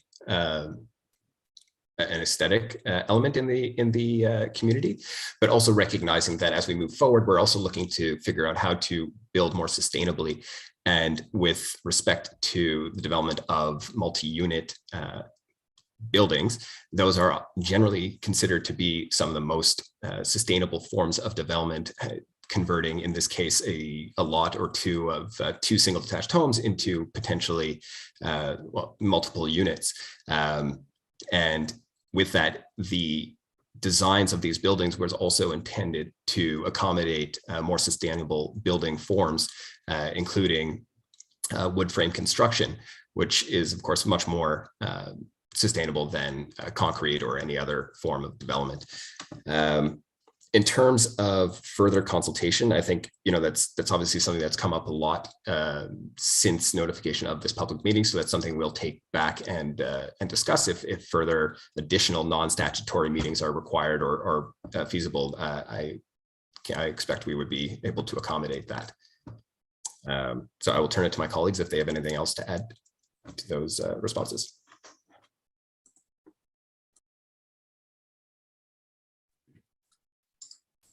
Mr. Park. Through you, Mr. Chair, I believe there was a question regarding if the H cannot be lifted, what happens?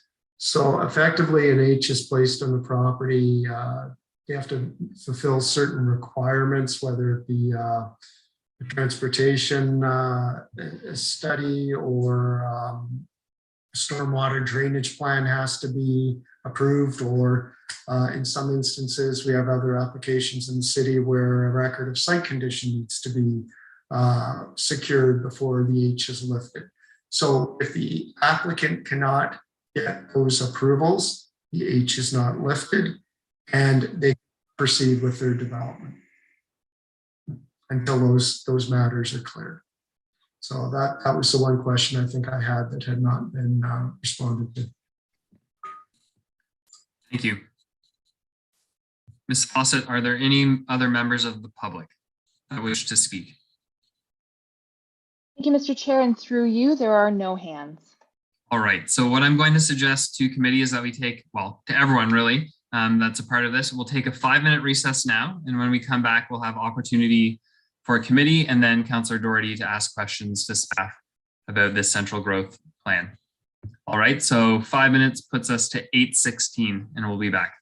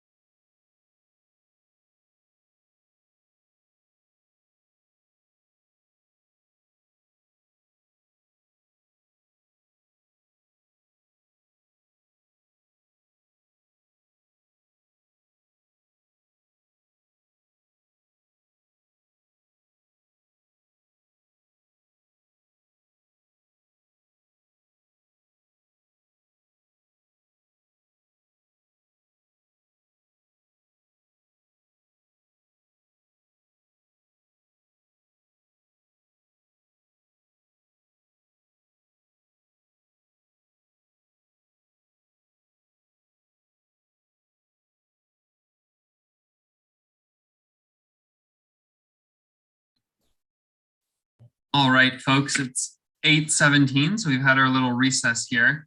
Madam Clerk, do we have quorum? Mr. Chair, we still need another member to turn on their camera, and now we have quorum. All right, thank you, Councillor Chappelle. So we're about to move from many excellent questions and comments from the public into a round of inquiries from councillors and visiting councillors.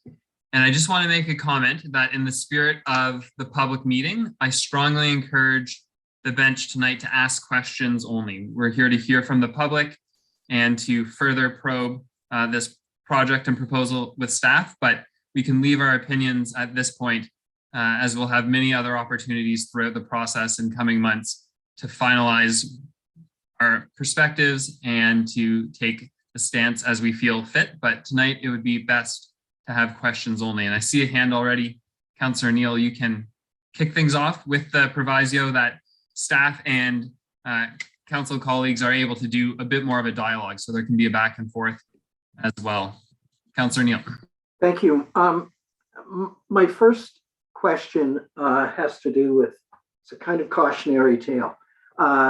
14 years ago, we did the Williamsville secondary plan, and it promised parkettes and trees and widened sidewalks.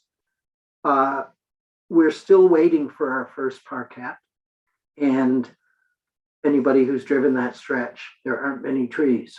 I would like staff to to make that commitment that those plans, in fact, will be prioritized, those issues. And this isn't a slight on the three planners who are here today, because they weren't part of that, most of that development, but they will be part of this next one. So if staff can speak to those issues. Sorry, through you, Mr. Chair. A point of clarification, Councillor Neal, you're speaking to making it a prioritization in this central Kingston growth strategy. Okay, so certainly staff will look at the opportunities that are available. And I think we can maybe look at including some language in the policy that where opportunities are available to secure on-site parkland, it will be pursued. Thank you. I appreciate that. Could I ask Mike to show the Victoria Park Johnson Street slide again? I just had one question, if I could.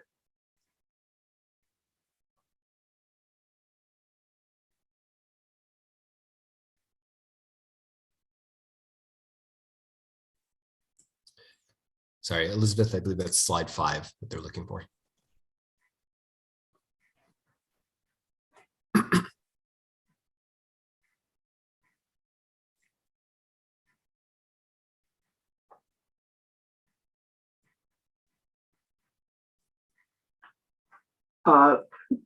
No, actually, it's the slide that shows, I think, Alfred Street, the park, and Johnson Street.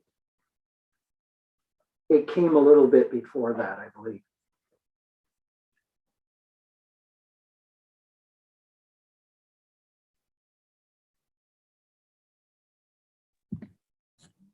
Perhaps, Councillor, do you want to ask your question while that comes up, and then I can give further context? Actually, I'll go on to my next one because I need to see the slide to put it in context. The issues that seem to have roused the most concern are overlook, flooding, shading, parking. Can all of those, I presume, will be more site specific and will be addressed when there's a specific plan that comes forward? Is that accurate?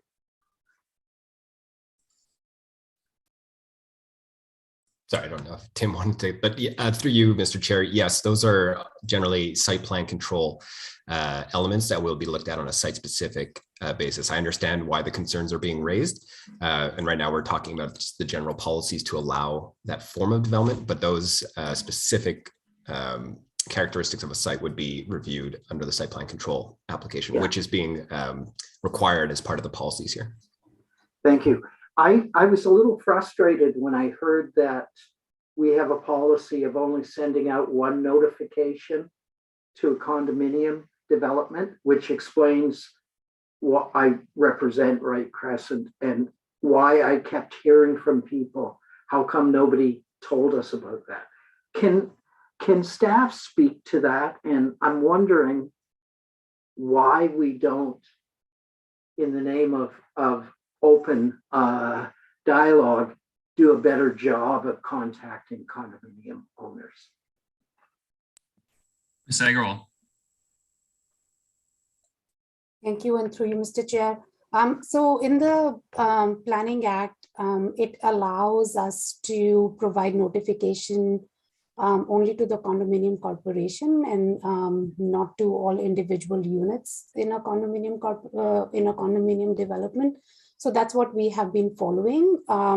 However, we will take this comment back and see if we can improve that process. That would be great, because there are other policies where we go beyond the requirements. So if you haven't found the Victoria Park slide yet, the comment about schools, I know normally when we do a subdivision agreement, we assign a piece of property and offer it to the school boards. And I agree with the speaker who pointed out that with all this growth, there will be demand for school, a school in the area from either of the boards. Is it possible to identify a piece of property, even though this isn't a plan of subdivision, that the city could hold on to for a future school site? Through you, Mr. Chair, unfortunately, that option is only available through the plan of subdivision process. However, I do wish to reiterate what Mr. Slaggy had said earlier, that through any development application we receive, all the school boards that are in the Kingston, city of Kingston, are circulated the development application, and they look at it to see if within their accommodation for that school area, they can have the students go into that school in that area. And if they do, then they generally have not commented to us. However, if there are schooling issues, what they then do is usually comment that the attendees of or the new residents in that area may be the bus to a different school area. But in terms of the city, because this isn't a plan of subdivision, we can't reserve a block for the school board. The school board would actually have to independently purchase a block in the area if they felt there was enough need to locate a school there. Thank you. I might also add, for most of the the areas, because this is an existing area, the schools currently are existing. It's probably more a question of, do they have the capacity within those schools in the area? Thank you. In regards to trees, we have some beautiful old growth trees. If the parking demand, or if the traffic demand means that we have to widen Johnson Street, we're going to lose some of those trees. Can we, how can we assure the community that we aren't going to lose trees either on city property or on development property, old growth trees. Who would like to take that? Ms. Agarwal?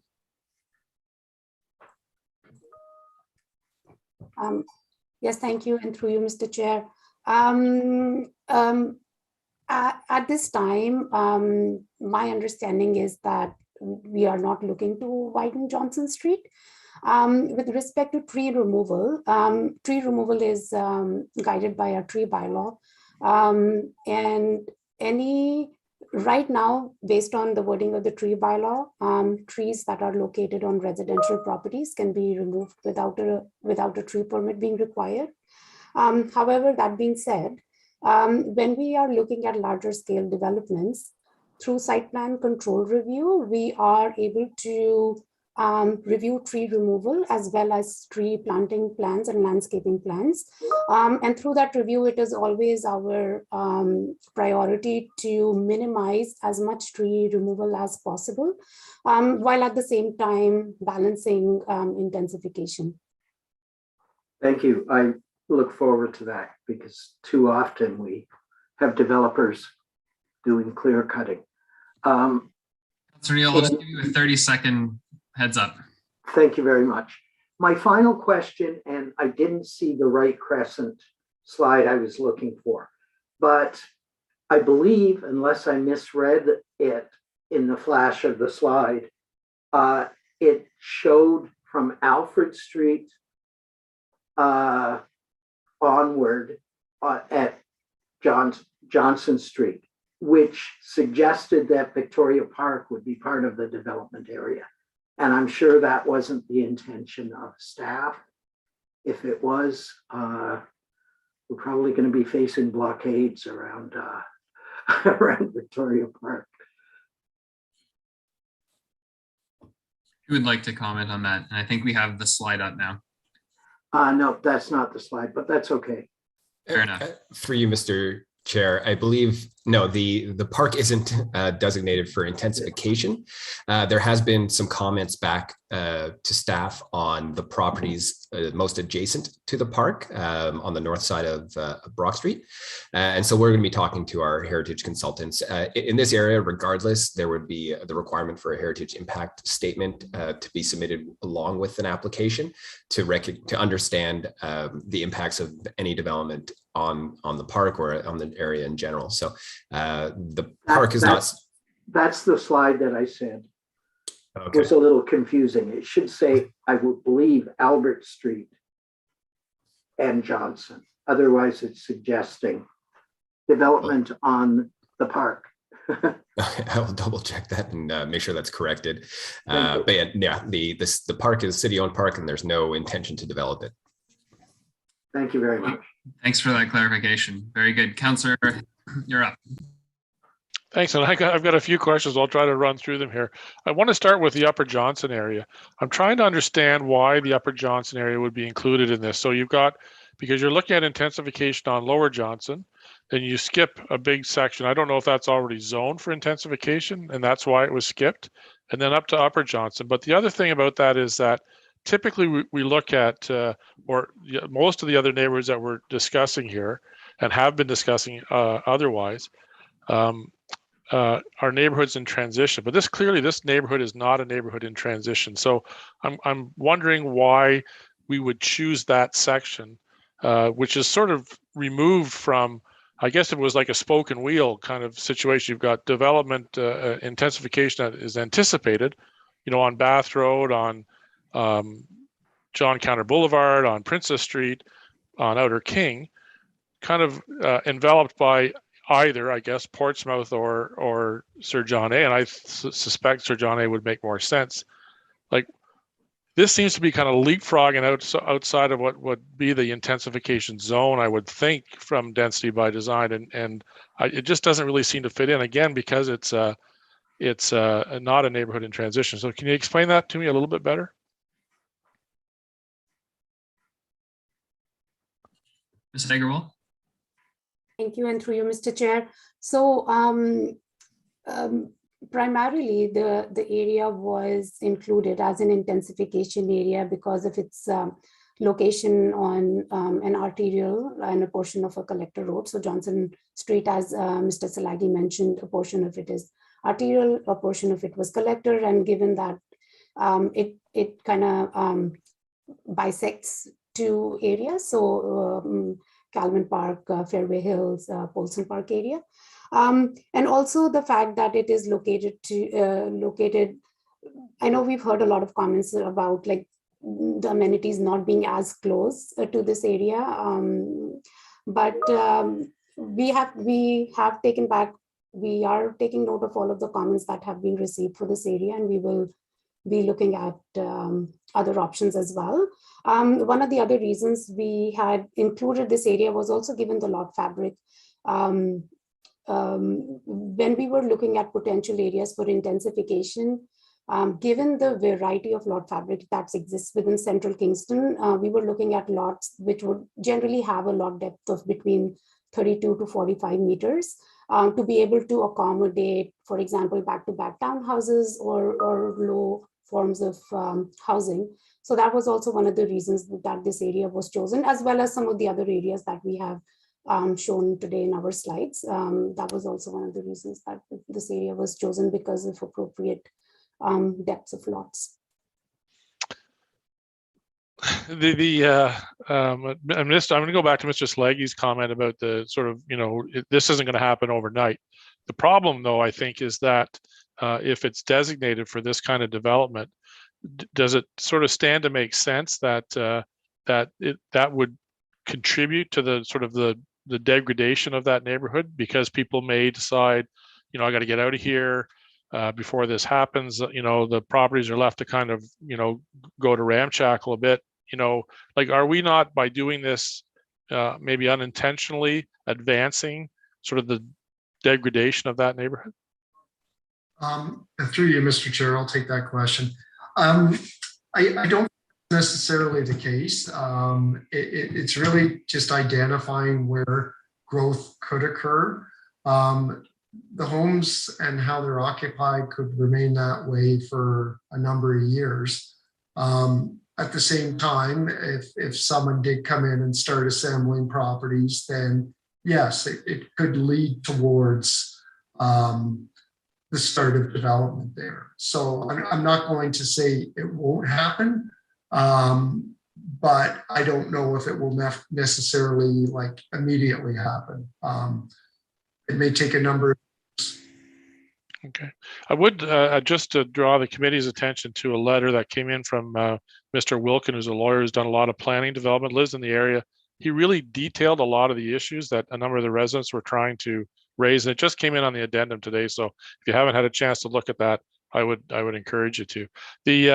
If I could just turn over to, and I actually ask you to put up the slide or the aerial photo of the of the Bath Road and Sir John A. Mcdonald.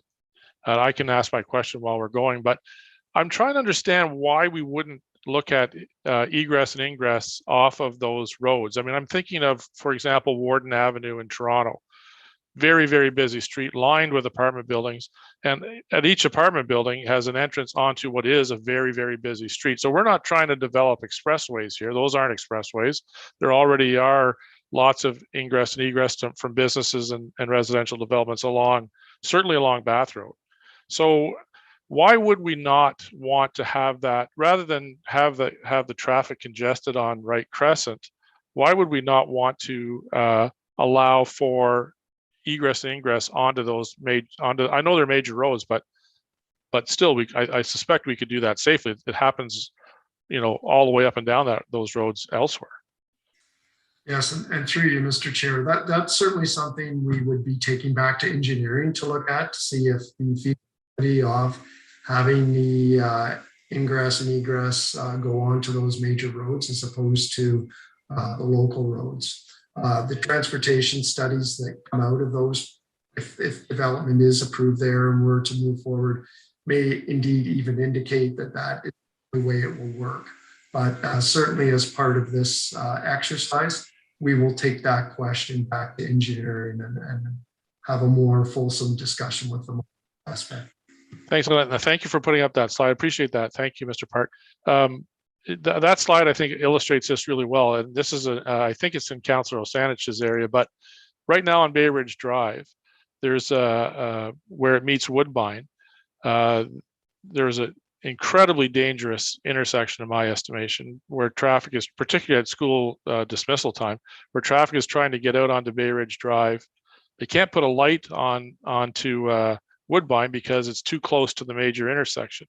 And it sort of seems to me like Right Crescent, if it had to absorb all that traffic without a light there, would sort of turn into the same kind of intersection as we see at Bay Ridge and Woodbine. And I'm wondering, I'm presuming that a traffic study that would be taken on later would identify that if that was an issue. Is that correct?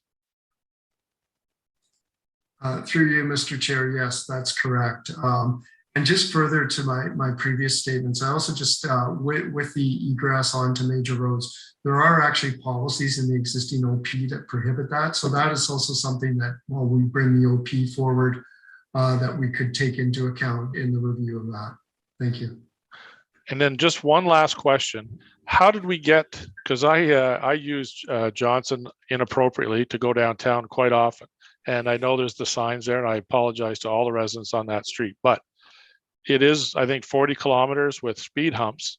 How did we get to the point where we decided that Johnson, when we have Bath, King, John Counter, and Princess, how do we decide that Johnson Street was going to become a major artery into the city? I don't see that. And I think that that's something we need to take another look at if somehow that designation has kind of slipped in there. Again, I think it's through the OP, it's identified as one of the corridors, major transportation corridors in the official plan. Okay. Well, so that's something for 30 seconds if you want to add. Okay, no, I'm assuming that's something that we could take another look at, though. We're always able to visit those things, absolutely. Thank you very much. Appreciate it. Thank you. Thank you, Councillor Hill. Looking to committee, would anyone else like to ask some questions? Councillor Sanning. Thank you, Mr. Chair. Are you saying we can only ask questions for 5 minutes? Because I think yeah, we're going to do 5 minutes for questions per councillor, and then if people want to ask additional questions, it's just to make sure that there's a fair amount of time for everyone, especially because we have a visiting councillor to give her that opportunity too, but we can do multiple rounds if you'd like. Okay, so my first question is to staff. We had our public meeting August 12th, and there was a lot of concerns raised at that public meeting for the people that weren't on summer holidays and were able to attend it. Tonight's meeting, I'm hearing all the same questions over again. So from what we heard August 12th and what was presented to tonight, what was presented, what has changed?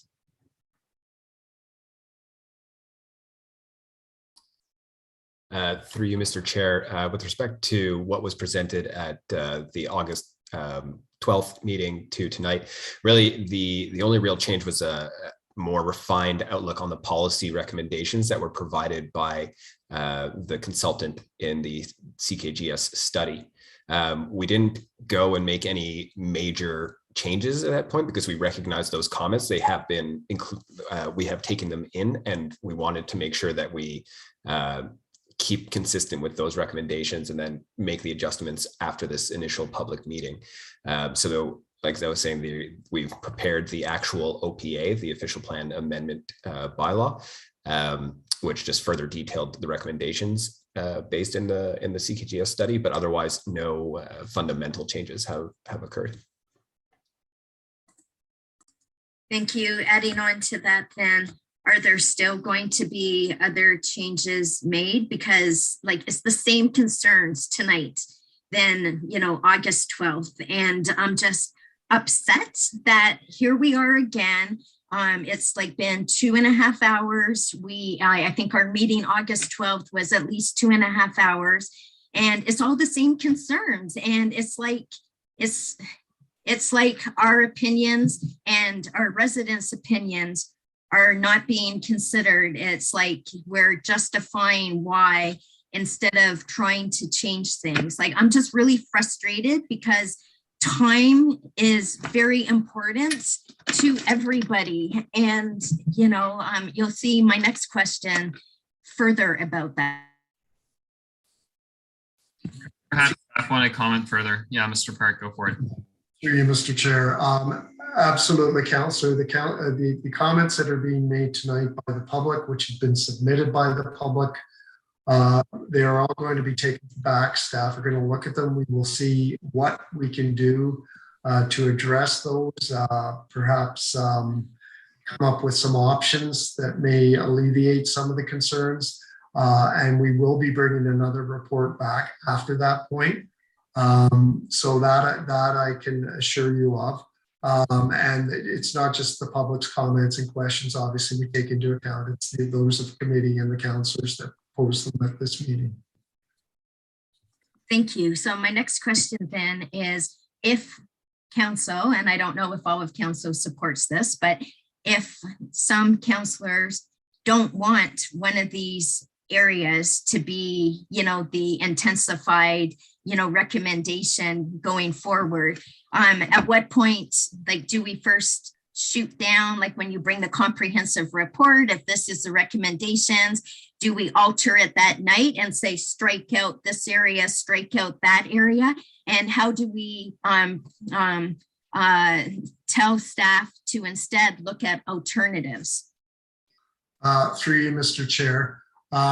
Your opportunity to strike down any or modify any staff recommendations would be at the time that staff bring forward the comprehensive report back to Planning Committee with those recommendations. And prior to that, if you wish to engage staff and have dialogue with them on any of the directions that we are taking, we are more than open to having those discussions with you as well.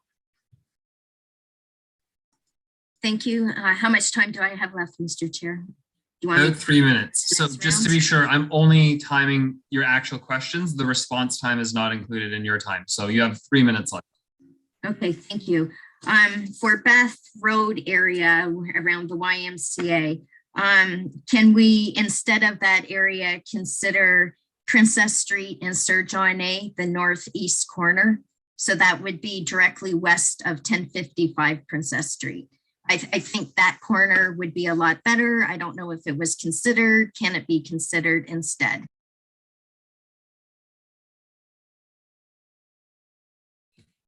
Ms. Agarwal. Thank you, and through you, Mr. Chair. Councillor Osanik, just a clarification. Is that the Kingston Center, the vacant area on the Kingston Center property that you're talking about?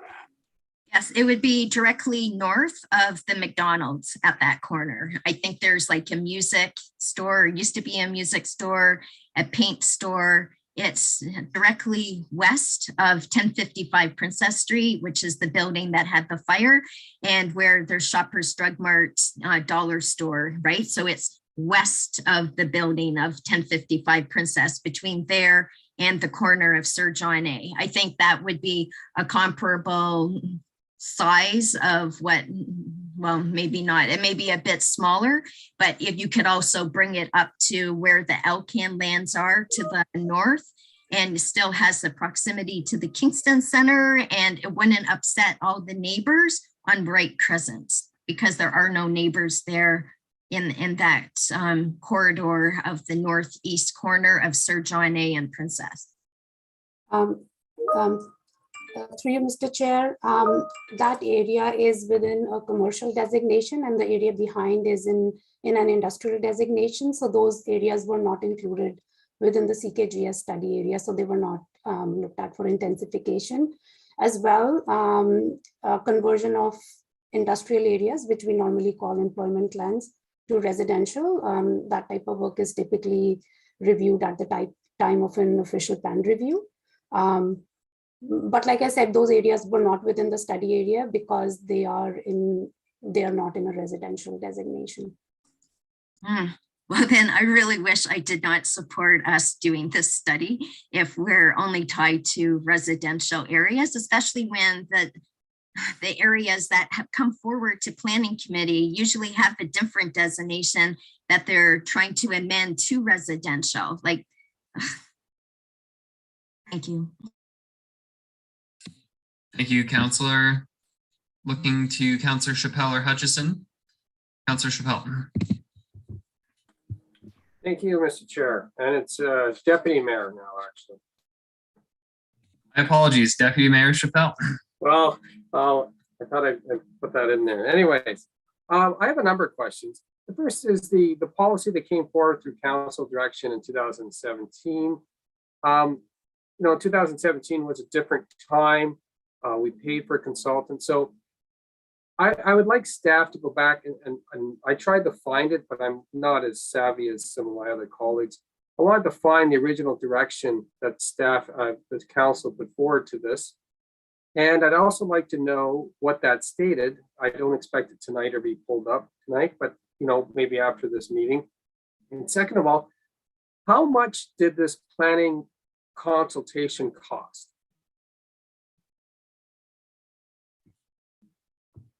I'll put it to Ms. Agarwal, but Councillor Chappelle, I think for now I would allow that. But when we're talking about land use, it has to be about land use, but it is the report. So if there is an ability of staff to send that after the meeting, perhaps that is something that you could further explore with them. Ms. Agarwal.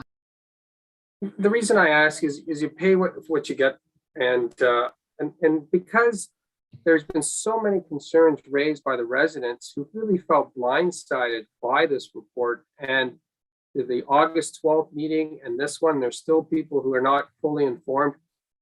I don't think our notification process is really working very well if you have so many people who feel that they were not informed.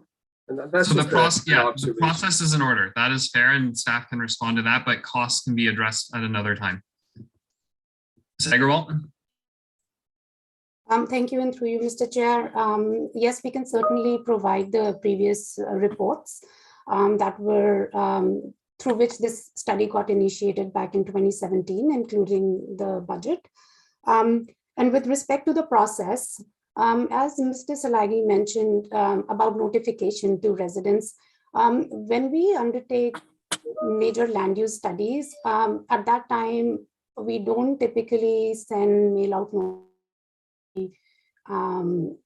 property in that area. So, and like I said, this study area included all residentially designated areas of Central Kingston, which is a huge area, which includes the Rideau Heights area, Strathcona Park, Kingsport, Hillendale, Polson Park, Fairway Hills, Sydenham, Portsmouth, Sunnyside. So it's a huge area. So we did not send mail outs to each and every property owner within this area. However, we tried our best to inform residents of this study through advertisements or through notification in the newspaper or on the city's website, through the placement of curb signs, through email notification to neighborhood associations. Also, a broader email notification was sent out to a contact list that the planning department maintains. However, now when we were starting this planning act process, at this time, we did send out mail outs to approximately 1,100 residents that live around these sites that were identified for intensification, along with the newspaper notice. There were some comments in the with regards to the transition of residential properties or bungalows, maybe a few two-stories, some interesting size, but some architecture features from the 60s, 50s, 60s in this area, and there are many comments of residents commenting about the quality of these homes that are built there today. And, the forested areas, the tree canopy. So how does this proposal address? So this was 2017, this proposal was requested by council. Today it's 2021, many years later. And we have a new priority on climate and climate abatement of those type of issues. So how does this proposal now to increase the density with the removal of that tree canopy, how does that measure up with our climate emergency that's declared on March 5th, 2019?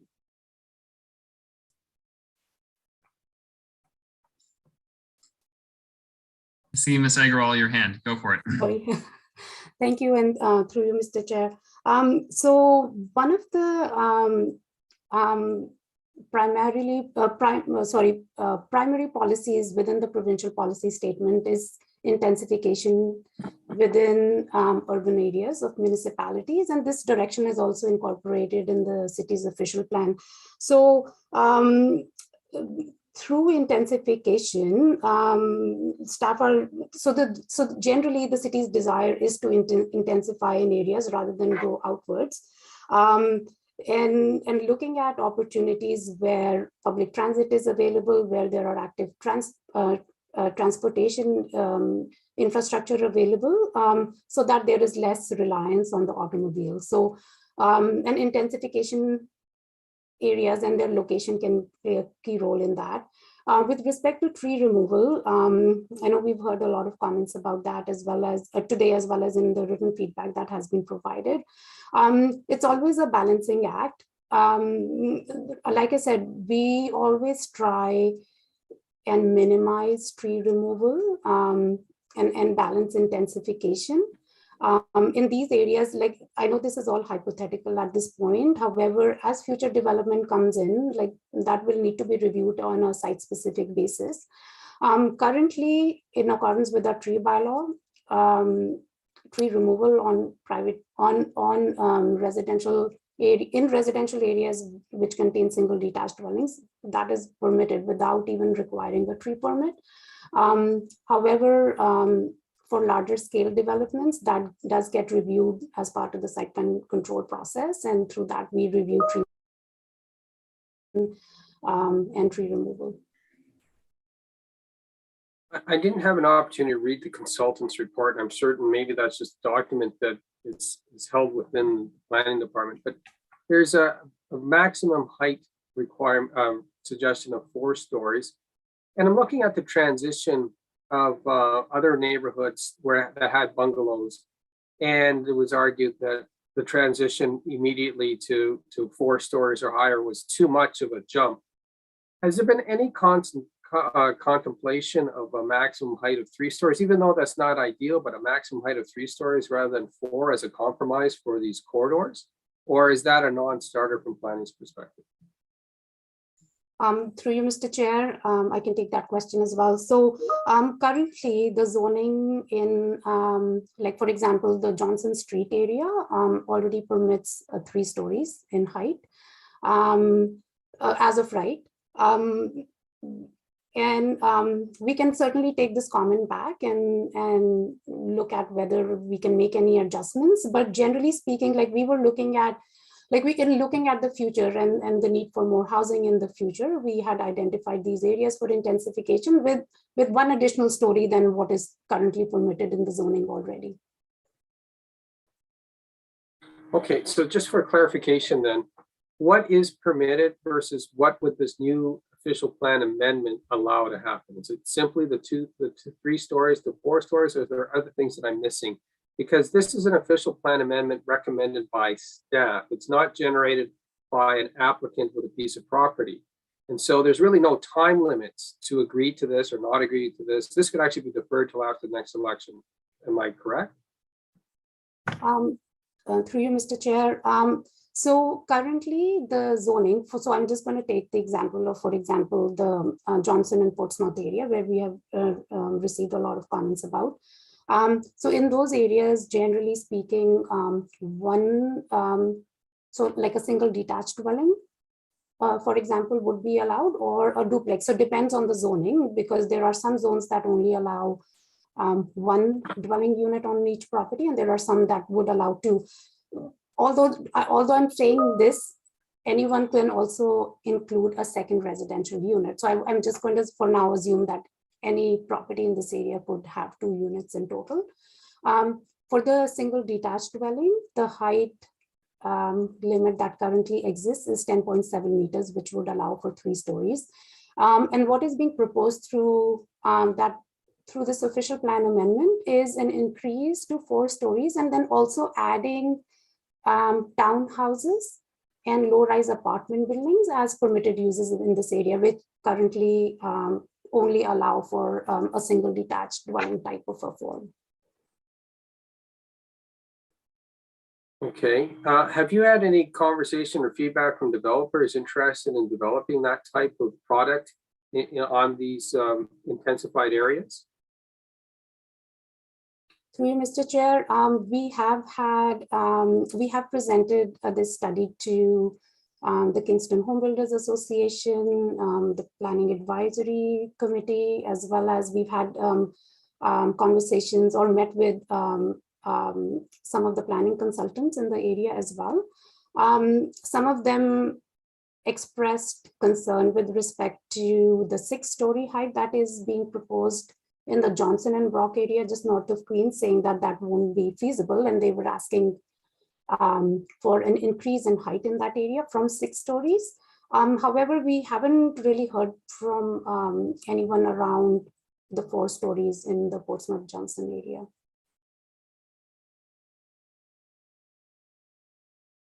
Okay, I'll leave it at that. Some of my other colleagues, I know Councillor Doherty wants to make some comments, and I don't think Councillor Hutchison spoke yet. So I'll see if there's some more for round 2. Thank you very much for your clarification. Thank you, Deputy Mayor.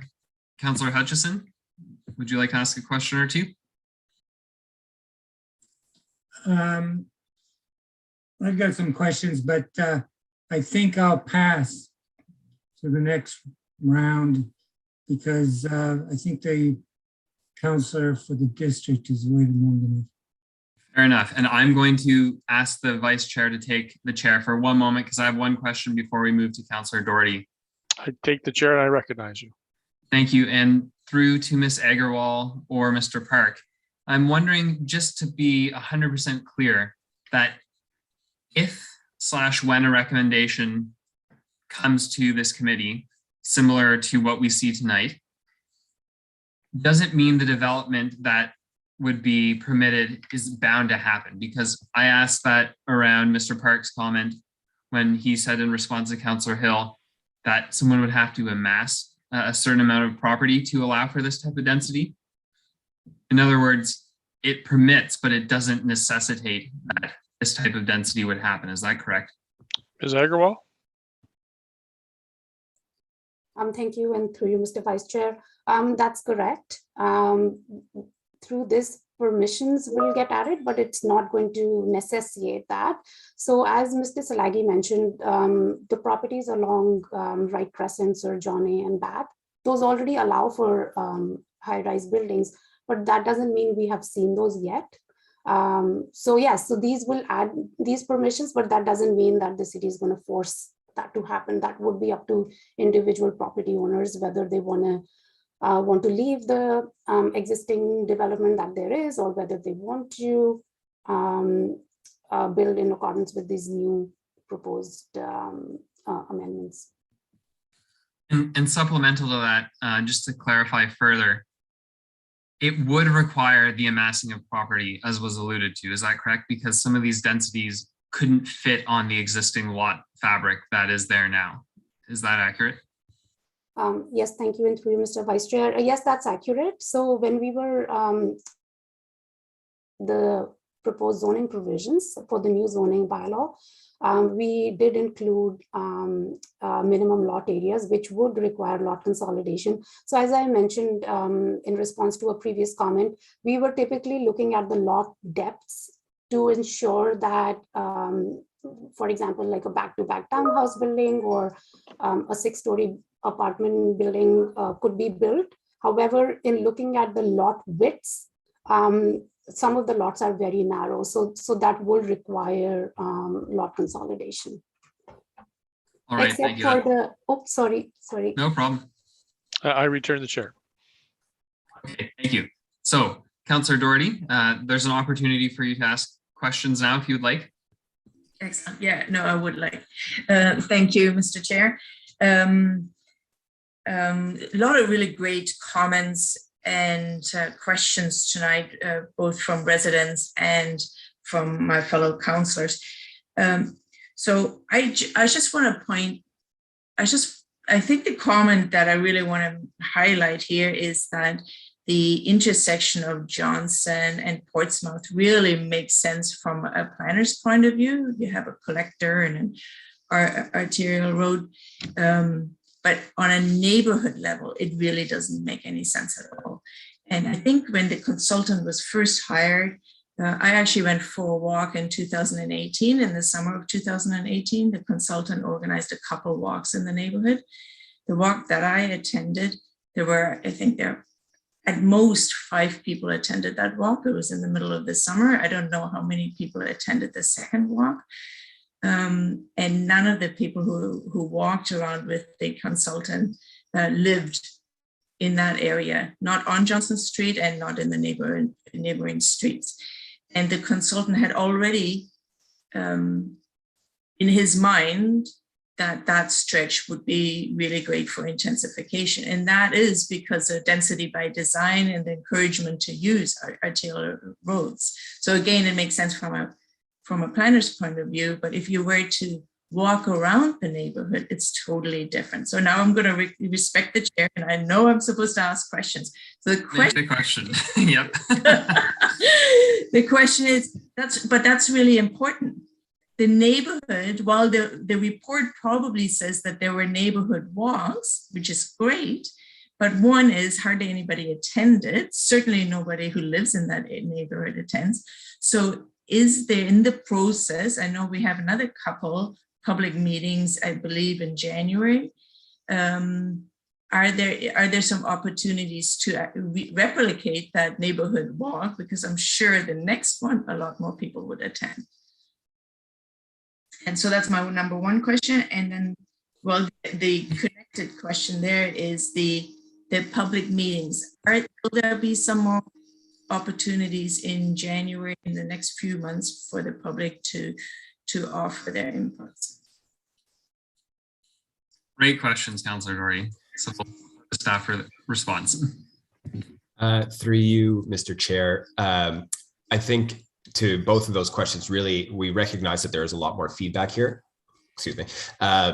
coming from this process. And part of that is because as it's a statutory meeting, we have taken the step of doing a more directed communication, which I think also goes back a little bit to Councillor Sanak's question about changing and why we recognize as these things get more specific, the questions become more specific and there are more details. So we didn't want to necessarily make these large changes if the community was going to come back and ask for different changes, maybe push it back to what it was, however it might be. So I'll just say that we will be taking these comments back, recognizing the more specific detailed comments from residents nearby and the explore opportunities for further either another public meeting or further engagement activities. Great, thanks. And another couple of questions. The one is in response to Councillor Kiley's question that it permits increased intensification in higher buildings, but it doesn't mean that that they would actually be built. However, in a stretch like Johnson Street, what could happen is that in this very smack dab in the middle of all of the single-story or two-story family homes, you could all of a sudden have a two-story. So it would really could really butcher a lovely neighborhood street that is a stable neighborhood. But it doesn't look on a map from a planning point of view, probably like a stable neighborhood. But I think Mr. Cohen, who was one of the presenters earlier, mentioned that it is in the middle of a stable neighborhood. So that's really important too. And so, so my question is, could that happen? Could a larger building all of a sudden be erected that takes up a couple blocks in the middle of this stretch? Through you, Mr. Chair, the possibility would always exist. Councillor Doherty, it would all just depend the proper zoning requirements were met, if they had the right lot area, if enough lots were assembled that they could actually build what's being proposed. So the option does exist. Thank you. And my last question is that it was also mentioned that this is thinking long-term, 20 years down the road. Hopefully we get moving with the provincial campus. One would assume that that would take some pressure off. And if we do go ahead with Portsmouth, at the very least, go ahead with Portsmouth Avenue, assuming that there would be some intensification in the meantime. And that should take some pressure off stable neighborhoods. And then when the development at the provincial campus, I think Mr. Mitchell asked that question, is that part of this the calculation where intensification should happen too? Because we're going to get quite a bit of intensification anyhow in Portsmouth. Through you, Mr. Chair, that's correct, Councillor Doherty. There is going to be other opportunities for intensification, not just in the Portsmouth area, but across the city of Kingston as well. And also I just wanted to double back a bit on my response to the previous question on the land assembly. There's a lot of multiple factors in there too. As I said, you've got to meet the zoning bylaw requirements, but then you've also got to remember about access to the property for parking and getting into it. So mid-block might work, it might not work. So it's very hypothetical until we actually see what's being proposed. So I don't want to say, that's why I didn't say it's a definitive yes or a definitive no. It's a very hypothetical situation and would have to be assessed on each individual case. But the possibility does exist, that I will not question. Thank you. Thanks. Councillor Doherty, you do have a minute left if you'd like to ask another question. Oh, I think a lot of really good questions were raised tonight, and I look forward to more public engagement opportunities. Yeah. Thank you. So we will do round two for councillors on committee, and I see Councillor Neal has his hand up, and I believe Councillor Chappelle wanted to ask another question as well. So Councillor Neal, you can kick us off. Thank you very much. Just one quick question that I forgot to ask. A constituent of mine owns a property on Portsmouth, and I'm just curious, with the addition of going 4 stories by right, will there also be an increase in the number of units permitted on site? So a 2-unit property might become a 3 or even a 4-unit property with this adjustment. Is that a possibility? Who'd like to answer that? Through you, Mr. Chair. Councillor Neal, yes, well, that is effectively the intent, where the intensification areas along Portsmouth Avenue would allow, assuming you, as Mr. Park mentioned, assuming you have enough land and meet the zoning, you would be permitted to take what was currently zoned for a single or semi-detached dwelling and allow for walk-up apartments or townhouses up to 4 stories. Thank you very much. All right, anyone else on committee? Would you like to ask a question? Councillor Hutchison? Thank you very much, Mr. Chair. I think part of this is, I wonder if staff could outline what is different about the urban design guidelines in this, in the Portsmouth Johnson area. Because I think this would have something to do with what's acceptable and what isn't, as versus what is there, not necessarily there, but in other areas.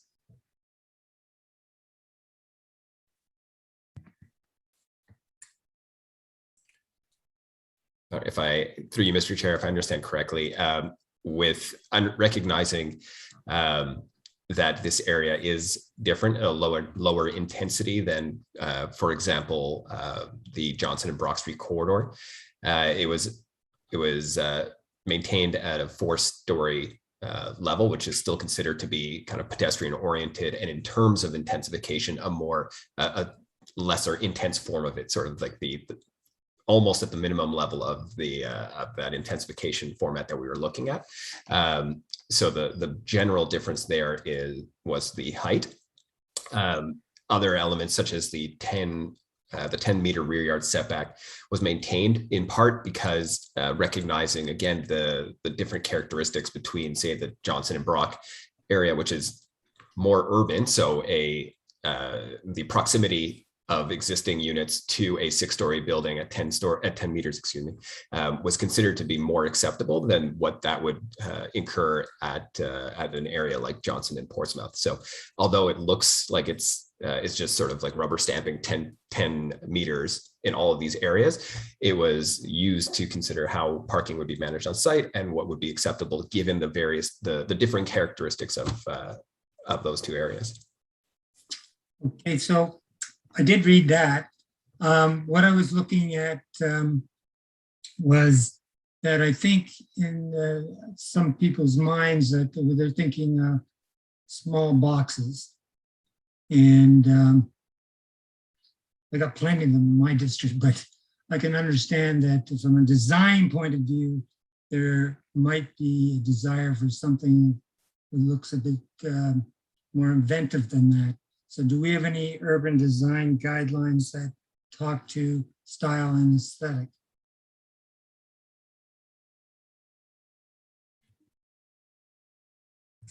Looking for staff to respond to that. Ms. Agarwal. Thank you, and through you, Mr. Chair. So yes, the city does have residential design guidelines, and in addition to that, there were also design guidelines that were prepared as part of the Central Kingston Growth Strategy work, which do speak to. Also, I wanted to mention that at the time of site plan control, staff actually reviewed that design. So typically, right, to go away from the box type of buildings that we used to see in the past. So some of the images that Mr. Silagi had in the PowerPoint presentation include some of the more recent developments with townhouses, which do not follow that typical box type of a format. So those are reviewed at the time of site plan control, and there are design guidelines that have been prepared as part of this study. Okay, I might get back to staff about that one. My understanding from my reading and also the presentation, that some of the concerns about flooding might actually, in the area, might actually be mitigated by the fact that the runoff will have to be accounted for and even reduced by 20%. Is that correct? Through you, Mr. Chair, as part of any review of any development application, studies are submitted to deal with stormwater drainage, as well as management on the site and grading plans. So it has to show that it's all being contained on site, not affecting abutting properties. Okay, that's good to know. Then on the, I'm just trying to stay in the same area just for the moment. The on the, just in general context, how does staff know how long we've been following or trying to develop our planning policies around nodes and corridors? How long has that been in place?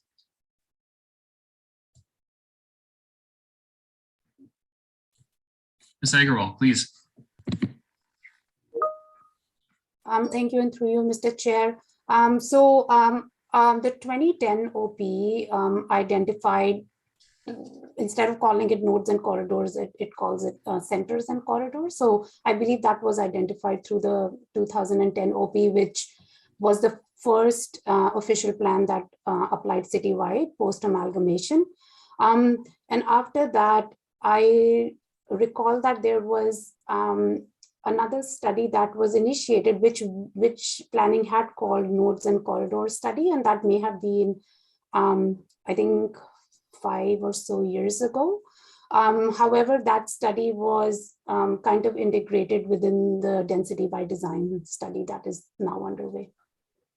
Right, but okay, So as a concept, over a decade. Yes. And, refined since then.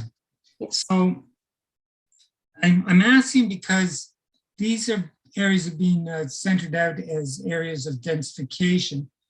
And so I'm well aware that if, as was stated by staff, that if it doesn't happen here, it's going to happen someplace else. And I, unfortunately, am aware where that might be. So, so is the densification, does staff, identified other areas of potential densification that sort of, they didn't make the grade or plan B, or that's the A part of my question. The B part is, where would we expect densification to go if it doesn't go in the areas identified? Thank you, and through you, Mr. Chair. So as part of the initial phase, there were other areas looked at as well. However, they were ruled out, for example, because of constrained right-of-way widths, or because of their location, or because also some of the areas within secondary plans were not included within the study area. At this time, these are the sites that have been identified. At this time, we have not identified within the CKGS study any other alternative sites for intensification. Okay.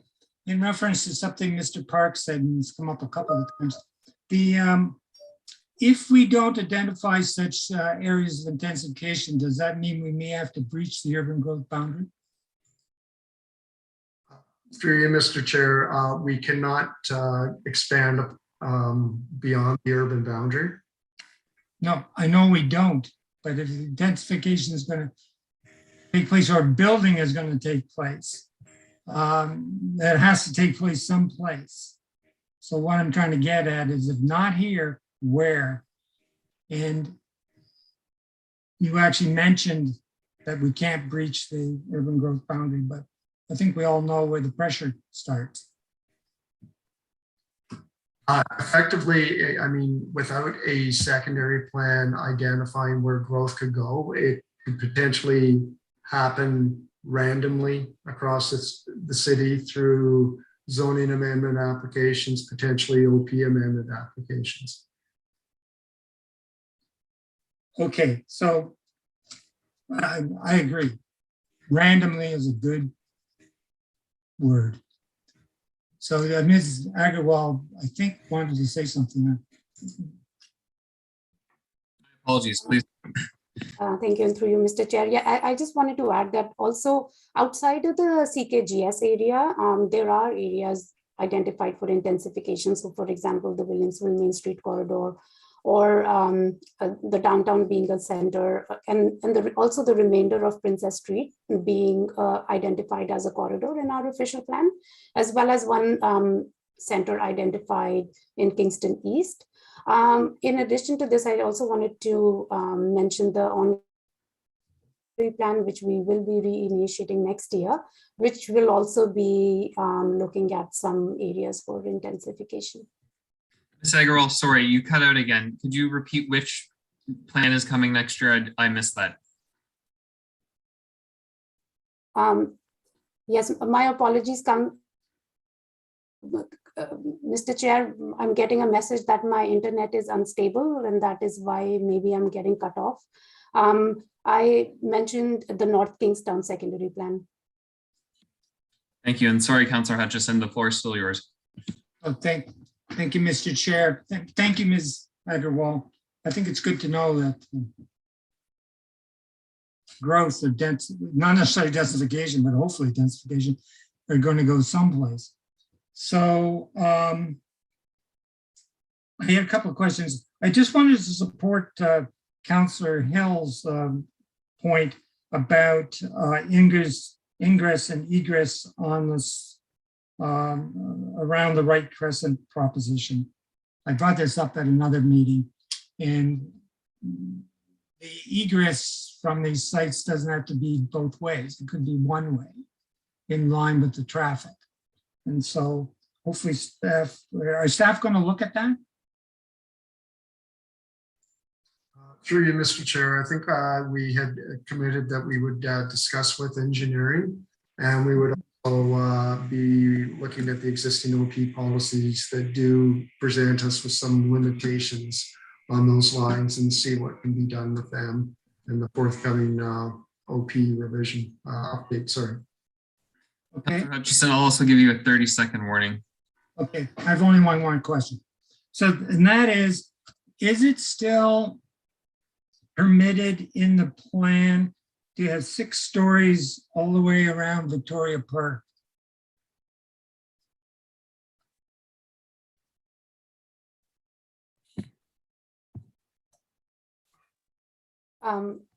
Through you, Mr. Chair, 6 stories are not proposed all around Victoria Park. 6 stories are only proposed on the northern portion of Brock Street on each side of Victoria Park, but not the southern section of Brock Street, and along Johnson Street, which does not abut Victoria Park. So adjacent to Victoria Park, it would be just the 2 corner sites, one on the west and one in the east. Okay. At this time. And I'm cognizant of what Councillor Neal said and what happened, what the map said. Okay, thank you. Thank you. Councillor Hill, you're next. Sorry, this is actually just going back. I don't think I got an answer to the question I asked about why we made the decision not to include the stretch of Johnson that goes from Mcdonald to Mowat. Is that already zoned for this? Like, why do we sort of leapfrog over that stretch of Johnson?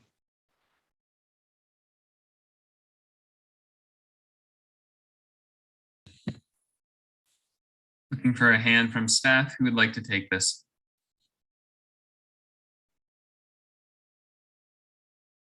Ms. Agarwal, please. Thank you, and through you, Mr. Chair. So Johnson Street was it does include, sorry, I'm just opening the map, my apologies.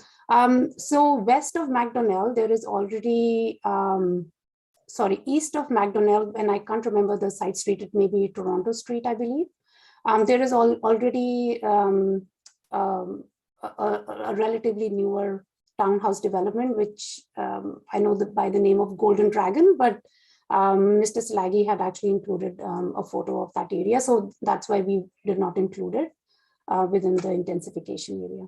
So sorry, no, I'm going west from Mcdonald up to Mowat. So west. Oh, I see. So the remainder of the stretch from, right. So that area was not included based on a variety of factors. So like I mentioned, we looked at the lot depths, existing uses. There's an existing park. There is already an existing recently developed, I can't remember, it's probably a 4-story building, and also based on servicing. So that area of Johnson Street was not included within the intensification area. So Jen, it's just more of a perception question, but then if that's the case, it sort of looks like we're zoning or rezoning that upper portion of Johnson Street to accommodate students or student housing. And we've already said that we're not supposed to zone based on who's going to occupy the residence, but it certainly gives the appearance that that's being zoned for students. And I guess that's a concern, given what we're stating, that we don't do that. You maybe comment on that? Yes, thank you, and through you, Mr. Chair. So that is certainly not the intent. The intent is that these residential developments would be available to a wider market. Through planning policy or through zoning, we cannot control who owns land or who it is rented out to. So through our planning policies, we cannot people zone. So that is really not the intent. Like, our intent is that it will be available for a wider market. Yeah, but you see what I mean? So we've zoned the portion of Johnson Street that's near Queens, you know, and the portion of Johnson Street that's near St. Lawrence. So the appearance to the public would be that we're zoning for who's going to use that. I just sort of offer that out, and you don't need to comment on that. But I just think that it's a bit concerning. Mr. Park had his hand up. Did you want to make a comment, Mr. Park? Thank you, and through you, Mr. Chair. Again, part of the city's mandate is to provide a range of housing types and unit sizes. And I agree, optically, it could be perceived that these are targeted towards students. But we also do have people in those areas that work at hospitals or may work at the institutions themselves, not necessarily be students. They could work at St. Lawrence College, they could work at Queen's. So those individuals are also looking for housing. I just read an article today about from people that have graduated or are just starting their working career, and they are finding it very difficult to find rental units in Kingston outside of what we will call the traditional areas in the student area, because as soon as they actually phone up about a vacancy, and quite often the landlord will ask them flat out if they're a student, and if they say no, they say sorry, it's not available, because those landlords are targeting students in the areas immediately abutting the campuses. So I think by providing more housing options, it also allows for people looking for housing in that area that aren't necessarily students. So thank you. And that actually leads me into one last question. And it's just, I think there's a concern, and I've heard from a number of developers about this, but that we're, maybe making an effort to eliminate, to the degree possible, single family dwellings, and almost forcing that kind of development to go out to sort of the Amherst-View Loyalist Township area. So I guess it's just, because we're not Toronto, we're not Ottawa, we do attract families here, presumably that, want to be able to afford, young families that want to be able to afford a single family dwelling. We're not, this is not part of our, although our intent is intensification, I get that, within a zone and corridors that we've clearly identified. We're not looking to eliminate, single family dwellings, right? That's not part of that's not part of our campaign here. I'll take that as a question. Yeah. Yeah. Through you, Mr. Chair. Certainly, no, we're not trying to eliminate it. I think part of what we were trying to do, it's also been identified clearly through density by design, is to direct intensification where we want it and keep it away from areas we don't want it. So your interior of stable residential areas, you're never going to see proposals like this. That's why you're seeing it on the edges and the arterials, because they are, if you're going to have intensification, are the more appropriate areas for it. Okay, thank you. Councilor Rosanek, your hand was up. Thank you, Mr. Chair, through you. So talking about other areas that could maybe have the intensification instead, what happened then to any areas around Montreal Street? Is that because that the North Kingstown secondary plan is still outstanding? Is that why Montreal Street area was excluded? Like just looking at the map, there's Montreal Street, north of Joseph Street. What can you tell us about Montreal Street? Thank you, and through you, Mr. Chair. That's a very good point, Councillor Rosanek, and you're absolutely correct. That area is what we call North Kingstown, and that secondary plan it was put on the back burner. It has been identified to be worked on in 2022, so we will be bringing that one forward starting next year. So that's why that area was not included as part of the intensification. Thank you. Does that mean that when the secondary plan does come to council for North Kingstown, that that secondary plan will include the areas in there that can be intensified? Like, to me, it almost seems like we're doing this Central Kingston growth strategy too soon, because now we've missed areas in North Kingstown that are, you know, not populated, that could maybe have apartments up Montreal Street. Through you, Mr. Chair. No, I don't think it would have altered it, because I mean, we're looking at this on a citywide basis, and it's not just on a specific area. So I think when the opportunity comes to bring forward the North Kingstown secondary plan, again, it will go through a public process. There will be public meetings. There will be public input on that. But there's other areas of the city that we were asked to look at where intensification could take place, and that's what the mandate and the result was of this Central Kingston growth strategy secondary plan. Thank you. And my last question is regarding like what I heard, that we're only considering those areas right now that have residential zoning, you know, like across from on Right Crescent, for example, like the YMCA doesn't have residential zoning. That church at the corner doesn't have residential zoning. So like, that's not true then, right? Because YMCA and the church don't have residential zoning. Like on Development Drive, I'm thinking about how we have those condos being built right now, backing onto Boxwood Street, right? But then we also had where, not sure what it used to be called, Kingston Fun World comes to my mind, but is that the drive-in? But like right next to where the Celebrity Sports World. What is it called? Celebrity Sports World. Right? Okay, so that, can that be considered, like, why wasn't, I guess because it's not central, but that would be, it's been sitting vacant for as long as I've been in Kingston, a million years, right? And since it was that sports world, and that would be a great place for an intensification project and to take, I don't know. I just don't agree with the areas that are being picked. So I'm trying to look at other options. That's the problem.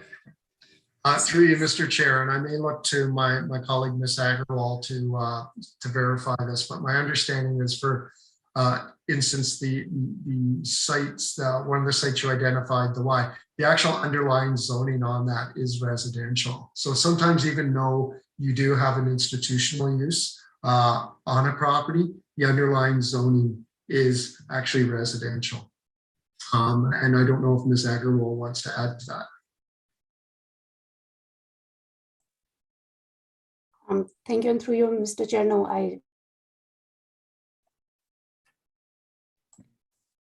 Thank you. Councillor Sanik, did you have another question? All right, maybe we'll make this last call for committee and then give Councillor Doherty one more shot if she would like that. Anyone on committee? All right, seeing none, Councillor Doherty, the floor is yours if you'd like it. Thank you, and through you, Mr. Chair. Along the lines of Councillor Osani's questions regarding commercial lands, will we be looking at commercial land? Is that part of the plan in the future? Because things have changed drastically with COVID, and perhaps if it's not already planned to take a look at commercial zone properties for intensification and for rezoning and or approval of residential on commercial lots.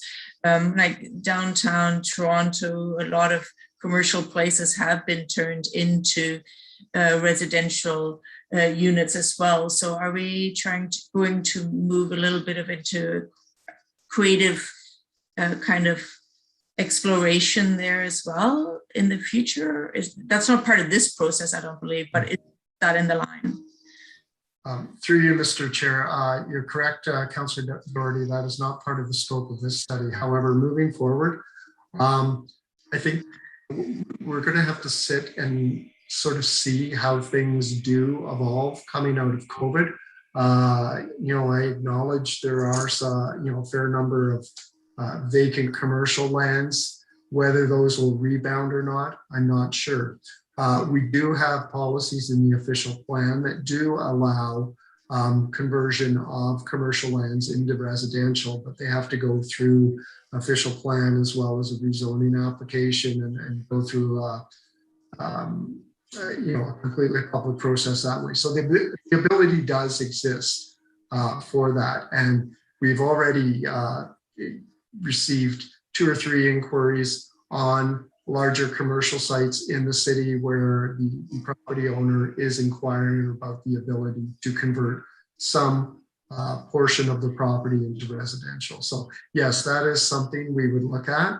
But again, it does start getting complicated because some of these areas where you have these large commercial sites are, they're not well served by schools or the utility capacity, sewage capacity isn't available in that part of the city. So those things all have to be looked at as well and brought forward, because when UK looks at sewage capacities, they base it on the zoning and what's permitted on the property. So if they know they've got a commercial plaza there, that has a certain flow capacity in terms of sewage and water. All of a sudden, if you put residential on there, that skews that dramatically and it affects the system. So there's a bit of a domino effect that happens in there. So that would also have to be something that would have to be undertaken and looked at as to where that type of capacity could be further accommodated on commercial sites. Thanks. My only other question really is about communications, and there was a lot of scrambling going on by residents to prepare for tonight's meeting, because even one presenter just heard about the meeting last night, I think you mentioned. So how are we going to communicate and let everybody in the neighborhood know that there's another public meeting, perhaps like coming up in January or anytime soon? Through you, Mr. Chair. As I think Ms. Agarwal had indicated, for this actual public meeting, the mailouts we did were in the range of 1,100. In terms of the condominium, notice was sent to the condominium president. We have undertaken that we would go back and look at our policy on that and see if there's a way we can expand that. So in future, for developments like this, new applications, new reports, that we could contact the actual individual unit owners within the condominium. In speaking to tonight's meeting, anybody that has made a submission, written, oral, and is on record will be receiving a notification of the next steps here, whether that be the comprehensive report or another public meeting. That's great. So everybody who's contacted you will hear from you either by email, or would they receive an email from staff? It could be either or. We have the ability to go both. Yeah. Okay, great. Thanks. Thank you so much. So looking to the committee for a third round, I'm not seeing any hands. Final call for questions. All right, thank you everyone for a thorough exploration of this, one of many steps to come on this file. And with that, I'll adjourn the public meeting and we will move to our regular scheduled planning committee agenda. And again, a special thanks to Councillor Doherty for joining us as the district councillor. Very good. So I'll to order. It's 9:40 on the 12th month, second day of 2021. And I will need a mover and a seconder for approval of the agenda with the addeds. I see Councillor Hill and Councillor Hutchison. All in favor? That's carried. Confirmation of minutes. So I need a mover and seconder for that as well. Councillor Neal. and Councillor Osanek. Any changes, edits? Seeing no movement, all in favor of the minutes? That passes. Disclosure of pecuniary interest. Seeing none, we have no official delegations tonight, no briefings. Committee has no formal business. So with that, I see no motions. Are there any notices of motions? Any other business arising? None. And just referring committee and any other members of the public still watching that there is a number of correspondence that was included both in the original agenda and the addendum that can be referred to at another time. The date of our next meeting is Thursday, December 16th at 6 p.m. And with that, a motion to adjourn, please. Councillor Hill, seconded by Councillor Chappelle, or Deputy Mayor Chappelle. All in favor?